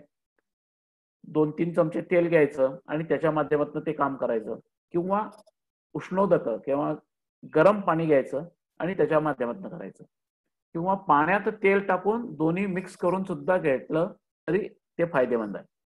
तसंच बाष्प सेवन आता आपल्याला माहित असेल अनेक ठिकाणी आता सध्या वाफेच्या भांड्यांना भरपूर मागणी आहे. हे का तर वाफेचा जे गुणधर्म आहे की ते तुमच्या ऊर्ध्व जठरू म्हणजे ज्याला कान, नाक, घसा, डोळे ह्या सगळ्या भागात आणि अप्पर रेस्पिरेटरी ट्रॅक इन्फेक्शन कमी करण्यासाठी बाष्प हे साधं आणि सोपं औषध नसलेलं औषध आहे. म्हणजे काय त्यात औषध आपण काहीच घालत नाही, फक्त एक प्रकारचं वाफ घेण्याची प्रक्रिया करून सुद्धा अनेक वेळा आपण बघितलं असेल छाती भरली की आपण वाफ घेतो. हे का तर तो कफ लवकरात लवकर बाहेर पडून जावा आणि त्याचा आपल्याला त्याच्यातून आराम पडावा. तर अशा पद्धतीचे औषधोपचार आपण करतोय. तर सगळ्यात महत्वाचं आता आपण जे आयुष काढा म्हटला तर आयुष काढाच्या म्हणजे वास्तविक पाहता आयुष काढा हा पहिल्यांदा मार्च महिन्यात हे सुरू झाला करोनाचा प्रादुर्भाव आणि एप्रिल महिन्यात एक आम्ही आमचे जे काही मित्रमंडळी आहेत जी आयुर्वेदिक क्षेत्रात काम करतात त्या डॉक्टर अनिरुद्ध कुलकर्णी जे आमच्या संस्थेचे अध्यक्ष आहेत ते एका सांगलीतल्या संस्थेबरोबर पण आम्ही काम करतो ते म्हणजे दातार शास्त्री संस्था म्हणून आहे.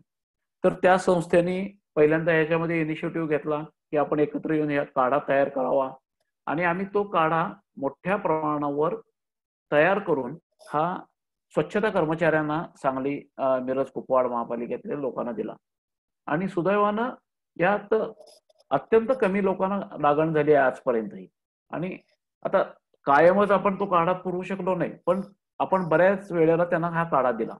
आता ह्या काढ्यामध्ये जे कंटेंट्स आहेत ते जर तुम्ही बघितले तुळशी आहे, दालचिनी आहे, हरिद्रा आहे म्हणजे हळद आहे, अमलकी म्हणजे आवळा आहे, शुंठी म्हणजे सुंठ आहे, कृष्णभरीची म्हणजे काळं मिरा आहे, गुडूची म्हणजे आता गुळवेल मी तुम्हाला सांगितलं काळी मनुका. तर हे सर्व औषध द्रव्य ही अत्यंत प्रभावी अशी या काढ्याच्या माध्यमातून आपल्याला लक्षात येईल. कारण या सर्व औषधांचं आता तुळशी आता जर तुम्ही म्हटलं तर तुम्ही ऐकलं असेल की तुळशी ही ऑक्सिजन मोठ्या प्रमाणावर सोडण्याचं काम हे करत असते. तर आपण ही तुळशी का वापरली? तर जे आपल्याला ज्या वेळेला हा रोग होतो, तर तुम्ही आता बघितलं असेल ऑक्सिजन बेड, व्हेंटिलेटर, हे जे सगळं हे केलेलं आहे, मोठ्या प्रमाणावर आपण हे करतोय, चर्चा करतोय त्याची. तर हे का होतंय? तर या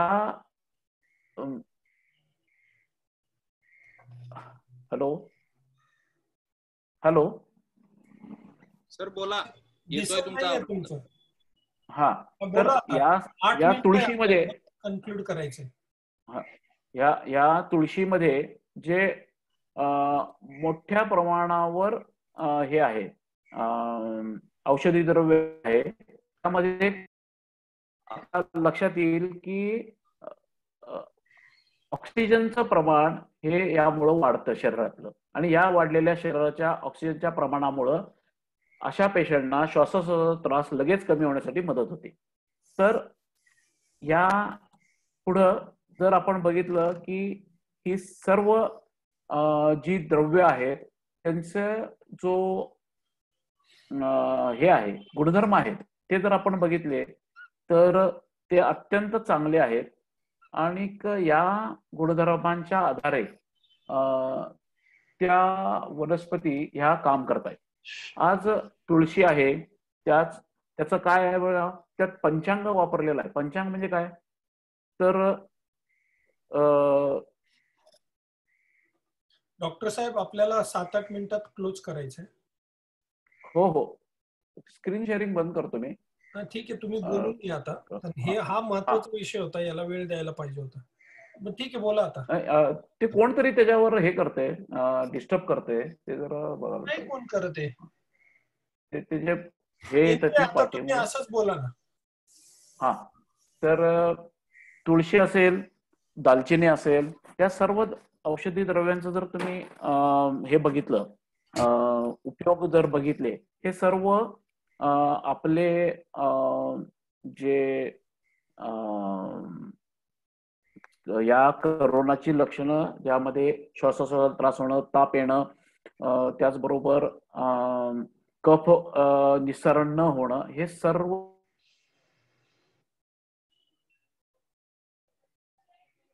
ज्यावेळेला वापरला त्याचे साधारणतः 15-20 दिवस ज्यावेळेला आम्ही उपयोग गीता बघितली, आणि त्यानंतर मग शेखर भाऊंच्या बरोबर याचं शेअरिंग झालं, आणि आज शेखर भाऊंच्या माध्यमातून आणि महाएनजीओ फेडरेशनच्या माध्यमातून आपण हा अत्यंत मोठ्या प्रमाणावर पुणे शहरामध्ये असेल किंवा अन्य ठिकाणी सुद्धा तो, म्हणजे परवा दिवशी मला इंदापूरमधून फोन आला की तुमच्या काड्याची पुडी मला मिळाली आहे. तर अशा पद्धतीनं वायडर स्केलवर आपण याचं वितरण केलं, आणि या वितरणाचा परिणाम असा झाला की लोकांच्या मध्ये एक कॉन्फिडन्स निर्माण होण्यासाठी की बाबा मी हा काढा घेतलाय, मला काही होणार नाही, असा एक कॉन्फिडन्स त्यांना मोठ्या प्रमाणावर आला. आणि त्याचा परिणाम आपण. डॉक्टर साहेब मी बोलू का? आवाज येतोय ना? मी करू का कन्क्लूड? हा, 1 मिनिटच मी संपवतो. तर या पुढच्या काळात सुद्धा आपण या काड्याचं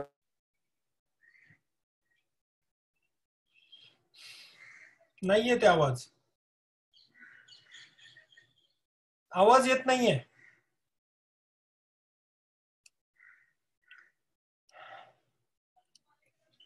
बर, नमस्कार मित्रांनो. आता वेळ आपली ठरल्याप्रमाणे 9 मिनिटं आहे आपल्याकडे. थोडक्यात डॉक्टर साठेंनी जे सांगितलं तो काढा बऱ्याचपैकी आपल्या आज बघणाऱ्यांनी पण बऱ्यापैकी लोकांनी यूज केला असेल. थोडक्यात असं होतं, फायनली असं होतं की ह्याची टेक्निकल गोष्ट त्यांनी सांगितली की काढा किती चांगला आहे, आणि प्रॅक्टिकली आज 15,000 फॅमिली म्हणजे 60,000 लोकांनी तो काढा महाएनजीओ मार्फत घेतलेला आहे. आणि तुम्हाला माहिती आहे की कोरोनाच्या काळामध्ये सगळी विनामूल्य सेवा आम्ही आजपर्यंत दिलेली आहे, आणि काढाही आम्ही विनामूल्य महाएनजीओ तर्फे वाटण्यात आलेला आहे. आणि डॉक्टरांनी सुद्धा कुठलीही प्रॉफिटची अपेक्षा न करता कॉस्ट टू कॉस्ट महाएनजीओला सप्लाय केलेला आहे. आता विषय असा आहे की या काड्याचं खूप चांगले परिणाम सगळ्यांकडे आहेत. माझ्याकडे त्याच्याबद्दल पण व्हिडिओ आहेत, पण आता वेळ नाही आपल्याकडे, आपण नेक्स्ट टाइम ते नक्की घेऊया. आता हा काढा हा विषय एक आहे की ज्याला आपल्याला आता महाराष्ट्रभर प्रमोट करायचं आहे. जसं ई कॉमर्सचं मी सांगितलं की बीव्हीजीचं पण आहे, तसंच आपल्याला हा काढा सुद्धा आणि खूप कमी दरामध्ये उपलब्ध करून द्यावा ही माझी मनोमनी इच्छा आहे. आणि गायकवाडजींशी पण मी बोलणार आहे की त्यांचं पण ह्याच्यात कसं कमीत कमी ह्याच्यात आपल्याला लोकांपर्यंत पोहोचता येईल. आणि असे अनेक प्रोडक्ट आपल्याकडं येऊ शकतात, आपण चांगल्या पद्धतीने करू शकतो. पण आज आपण मुख्यत्वे मेन म्हणजे गायकवाडजींचं बीव्हीजी ग्रुपचे सगळे प्रोडक्ट आणि हा महाएनजीओचा काढा आपण सगळ्या महाराष्ट्रभर प्रमोट करणार आहोत. आत्ता तरी सेवा म्हणून आपण करतोय, नंतर आपण जसं ई कॉमर्स प्लॅटफॉर्म आपल्या एनजीओना आपण कसं प्रोत्साहन देऊ शकतो आणि त्याच्यातून त्यांना प्रॉफिट होऊन ते कसं एनजीओ चालू शकतात, हा याचा मागचा मुख्य उद्देश आहे. आणि डॉक्टर साठेंनी त्यांच्या मिसेस स्वतः केमिस्ट आहेत, या दोघांनी मिळून खूप सुंदर असा काढा त्यांनी बनवलाय. एक तर महाएनजीओ तर्फे आणि ज्यांनी हा काढा घेतला त्यांच्यातर्फे डॉक्टर साहेबांचं मी खूप खूप अभिनंदन करतो. आणि असंच काम त्यांनी भविष्यातही चालू ठेवावं. तर हा एक उदाहरण आहे आमच्याशी महाएनजीओशी जुडलेल्या एका एनजीओचं एक प्रोडक्ट आता आम्ही महाराष्ट्रभर त्याला मार्केट देणार आहोत. तर सेम आमच्याकडे काही महिला गट आलेले आहेत, जसं साताऱ्यातून आहे, काही बीडमधून आहेत, की ज्यांनी घरातल्या घरात मास्क बनवले, खूप सुंदर मास्क बनवले. म्हणजे जे आता आपण वापरतोय त्याच्यापेक्षाही किंवा त्या टाईपचे मास्क आहेत, कापडी मास्क आहेत, खूप सुंदर मास्क आहे, ज्याच्याने आपल्याला धुवून परत वापरता येतील असे ते मास्क आहेत. तर ते सुद्धा आपण महाराष्ट्रभर पुरवण्याचा आज प्रयत्न आहे आणि त्याची कॉस्ट कोणी मॅच पण नाही करू शकणार अशा पद्धतीने आपण पुरवण्याचा तो एक प्रयत्न आहे. तर असं ई कॉमर्सचं प्लॅटफॉर्म आपण आता भविष्यामध्ये येणाऱ्या काळामध्ये आपण महाएनजीओ तर्फे आपल्याच एनजीओच्या प्रोडक्टला, दुसरं नाही, आपले जे एनजीओ बनवत आहेत त्यांनाच आम्ही प्रमोट करणार आहोत आणि अशा पद्धतीने हे सगळं पुढे नेणार आहोत. आणि दुसरा आज महत्वाचा विषय जो आपला होता, हे जे काही हॉस्पिटल्समध्ये आणि याच्यामध्ये जे काही चाललेलं आहे त्याच्या विरुद्ध आवाज उठवावा लागेल आणि लोकांचं ऐकून घ्यावं लागेल, कारण लोक त्या अपेक्षेने आज महाएनजीओ फेडरेशनकडे पण बघतायत. तर त्या विषयावर पण आम्ही निश्चित काम करणार आहोत. बाकी गव्हर्नमेंटने त्यांचं काम सुरू ठेवलेलं आहे, ते त्यांच्या पद्धतीने चांगलं काम करतील. परंतु गव्हर्नमेंटच्या प्रत्येक ह्याच्यामध्ये मी बघतोय महाराष्ट्रात की आत्ताही आपले मुख्यमंत्री साहेब येऊन गेले, त्यांनी पण सांगितलं की जम्बो कोरोना सेंटर उभं करा आणि एनजीओना बरोबर घ्या. जावडेकरजींची मीटिंग झाली, त्यांनी सांगितलं एनजीओना बरोबर घ्या आणि अशा पद्धतीने एनजीओ आपण कशा त्यांना कनेक्ट होऊ शकतो हे पण आपल्याला बघायचंय. सकारात्मक पद्धतीने आपण या सगळ्या गोष्टींकडे पुढे बघतोय आणि मला असं वाटतं आता ही मोहीम आपली आता सुरू झालेली आहे आयुर्वेदा आणि आपल्या एनजीओना ई कॉमर्स प्लॅटफॉर्म. तर माझी अशी इच्छा आहे की दर रविवारी 11 वाजता आपला टायमिंग आपला फिक्स असणार आहे आणि या विषयाला घेऊन आपण निश्चित 1-1 तास, 2 तासाचं आज सेशन होतं, पण 1-1 तासाचं सेशन आपण घेऊ, ज्यामुळे लोकांना पण वेळ थोडासा कमी वेळामध्ये जास्तीत जास्त जाणून घेता येईल. ही पहिली मीटिंग असल्यामुळे थोडंसं विस्तृत बोलणं गरजेचं होतं. अनेक लोकांच्या कंप्लेंटी येत आहेत, अनेक लोकांना मी हा प्लॅटफॉर्म महाएनजीओचा उपलब्ध करून देणार आहे की त्यांच्या बरोबर काय झालं, काय परिस्थिती झाली, कसं बितलं. आणि सांगायला एक चांगली गोष्ट पण वाटते की पुण्याचे महापौर मुरली मोहोळजी यांनी सुद्धा कमिट केलंय की सोशल ऑडिट या सगळ्या बिलांचं होणार आहे आणि त्याच्यावर आमचा वॉच निश्चित असणार आहे की काय केलेलं आहे, काय होतंय, ज्याच्यामुळं आणि महापौर स्वतः बघताय तुम्ही की पहिल्या दिवसापासून स्वतः खूप लढतायत आणि स्वतः कोरोना झाल्यानंतर 15 दिवसांनी परत ते फील्डवर उतरलेत. अशी लोक सुद्धा असतात की जी जीवाची पर्वा न करता एक पुण्याची जबाबदारी म्हणून ती सुद्धा उतरलेली आहे. ऍडिशनल कमिशनर रुबल अग्रवालचं नाव मी निश्चित घेईल की त्यांनी सुद्धा मी बघतोय की पहिल्या दिवसापासून फील्डवर आहेत. ती भीती नाही त्यांना की करोना होईल नाही होईल. मला असं आठवतंय त्यांनी एक दिवस पण सुट्टी घेतली नाही. मी त्यांच्याशी बोलत होतो, त्यांनी काहीतरी 2च दिवस महापौर साहेबांना झालं म्हणून स्वतः होम क्वारंटाईन झाले होते. परंतु परत आणि असे जर अधिकारी आणि असे जर नेते मंडळी आपल्या बरोबर असेल तर निश्चित पुण्यात आपण या गोष्टीत पण काम करणार आहोत की हॉस्पिटलचं बिल गरिबांसाठी कसं कमी होईल आणि जी काही थोडीशी लूटमार चालू आहे ते कसं होईल.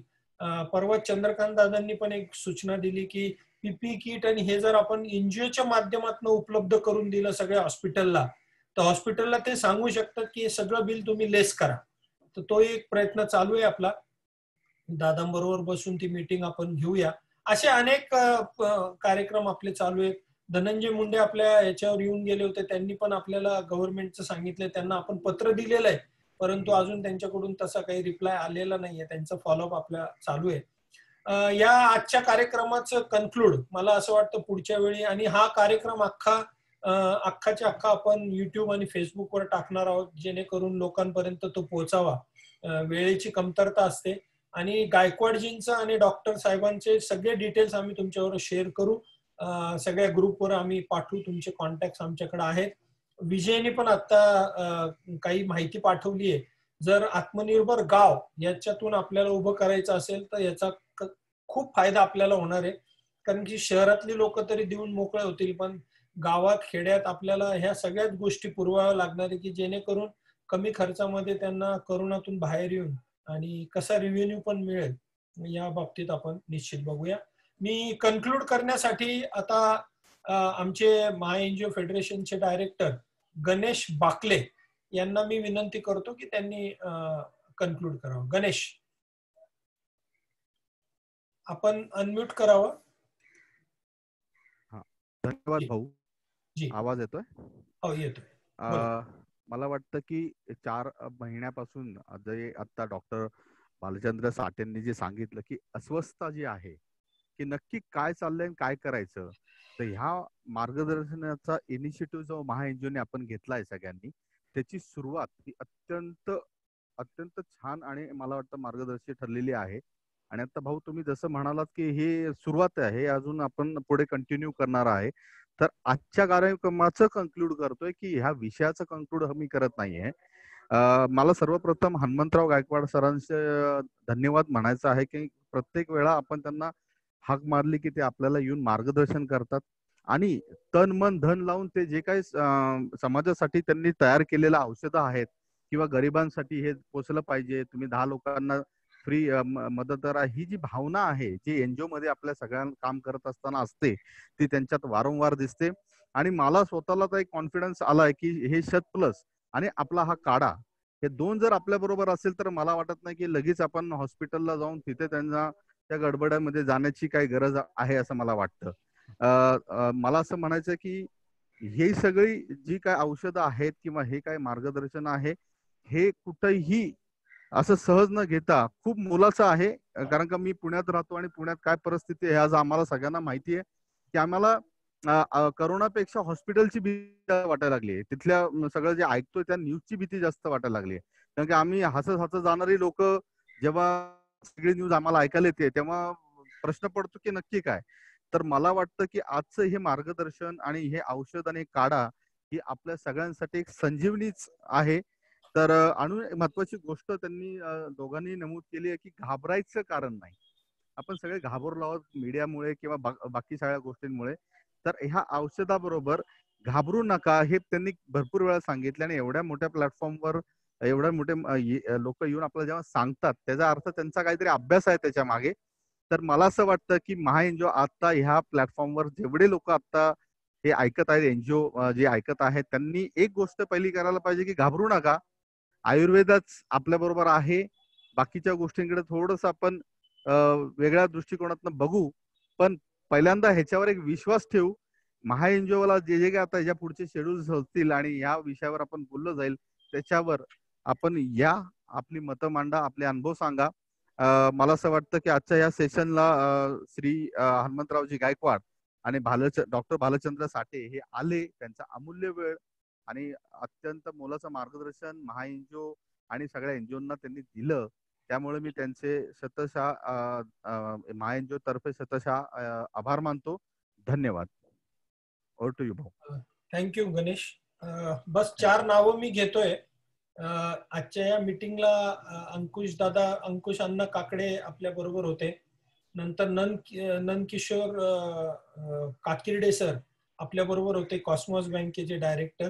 त्याच्यानंतर बाळासाहेब गांजवे आपल्या बरोबर होते, पुणे आउटडोर असोसिएशनचे प्रेसिडेंट. आणि दादा गुजर हे आपल्या बरोबर आज कार्यक्रमामध्ये होते. जेवढे नाव मी बघू शकलो, बाकीची लोकही असतील कारण की 200च्या आसपास गेले होते सगळे. आता बस ही मुवमेंट सुरू राहणार आहे. सगळ्यांनी याच्याकडे लक्ष द्यायचंय आणि असंच काम आपण पुढे करत राहू. दर रविवारी आपल्याला 11 वाजता हा विषय घेऊन आपण भेटणार आहोत. आणि हा पुण्याचा विषय नाहीये, अख्ख्या महाराष्ट्राचा विषय. ही मुवमेंट आपली आहे, आम्ही इनिशिएट केलेली आहे. आपण सगळ्यांनी याच्यात साथ द्यायची आहे आणि ही लोकांच्या भल्यासाठी आहे. आणि एनजीओ हे त्याच्यासाठीच असतं, आपण काय चांगलं करू शकतो लोकांसाठी, तेच आपल्याला आज बघायचंय. अजून एक नाव मी घेईन, प्रशांत वर्मा मुंबईवरून. ते नेहमी येतात.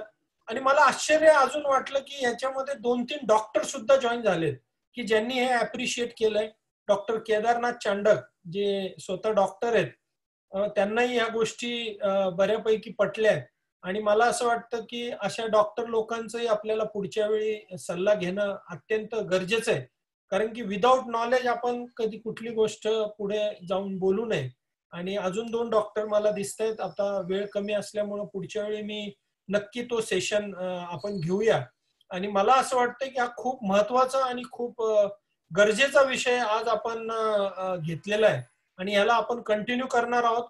कारण मला इतके फोन येत आहेत की भाऊ असं झालं, महाएनजीओ काय करतंय, महाएनजीओ काहीतरी करा. आणि नाहीये हो, लोकांकडे एवढे पैसे नाहीये 5-5 आणि 10-10 लाख रुपये बिलं भरायची. मला समजू शकतं तुमचं काय मोठं आजार असेल, बायपास असेल तर ते कळतं मला. कोरोनासाठी एवढे पैसे द्यायचे हे मनालाच पटत नाही. त्यामुळं मला असं वाटतं की हा विषय आता थांबणार नाही जोपर्यंत या विषयावर चर्चा सकारात्मक पुढे जात नाही. आणि बीव्हीजी सारखा ग्रुप चेष्टा करत नाहीये. मी त्यांना बघतोय, खूप जबरदस्त प्रोडक्ट आणलेले आहेत. आणि ते जर आपण अवेलेबल नाही करू शकलो, आपल्या हातातले प्रोडक्ट, आणि जर नुसतं बोलत बसलो तर ते पण चालणार नाही. जसं त्यांनी लगेच सांगितलं एक ठिकाणी झाल्यावर की शतप्लस नाही घेतलं का. तर अशा गोष्टी जर म्हणजे काही होण्याच्या आधीच आपल्याला सगळ्या गोष्टी घ्यायच्या आहेत. आणि डॉक्टर साहेबांनी काढा म्हणजे काय, आता ज्यांनी घेतलंय त्यांनाच माहिती आहे की कसं आहे ते. आता एक्सपिरियन्स शेअर करायला वेळ नाही. पण पुढच्या रविवारी 11 वाजता पुन्हा हा विषय घेऊन आपण भेटूया. आणि गायकवाडजींची मीटिंग अख्ख्या महाराष्ट्रामध्ये आपल्याला कशी करता येईल आणि त्यांचे सगळे प्रोडक्ट कसे अवेलेबल करून देता येईल, त्याला कमर्शियल रूप देऊन त्याच्यातून येणाऱ्या रेव्हेन्यूतून समाजकार्य कसं वाढवता येईल, हा आपला पुढचा फोकस असणार आहे. त्यामुळे गायकवाडजी आपले खूप खूप धन्यवाद. डॉक्टर साहेब आपले पण खूप खूप धन्यवाद. आपण नक्की भेटूया. नमस्कार गायकवाडजी. याचं रेकॉर्डिंग आपण ठेवलंय का? येस, मी उद्या फेसबुक लाईव्ह आणि युट्यूब लाईव्ह करतोय. तुम्हाला त्याची लिंक पाठवतो sir. Okay, thank you. Thank you sir, thank you so much. Yes, thank you.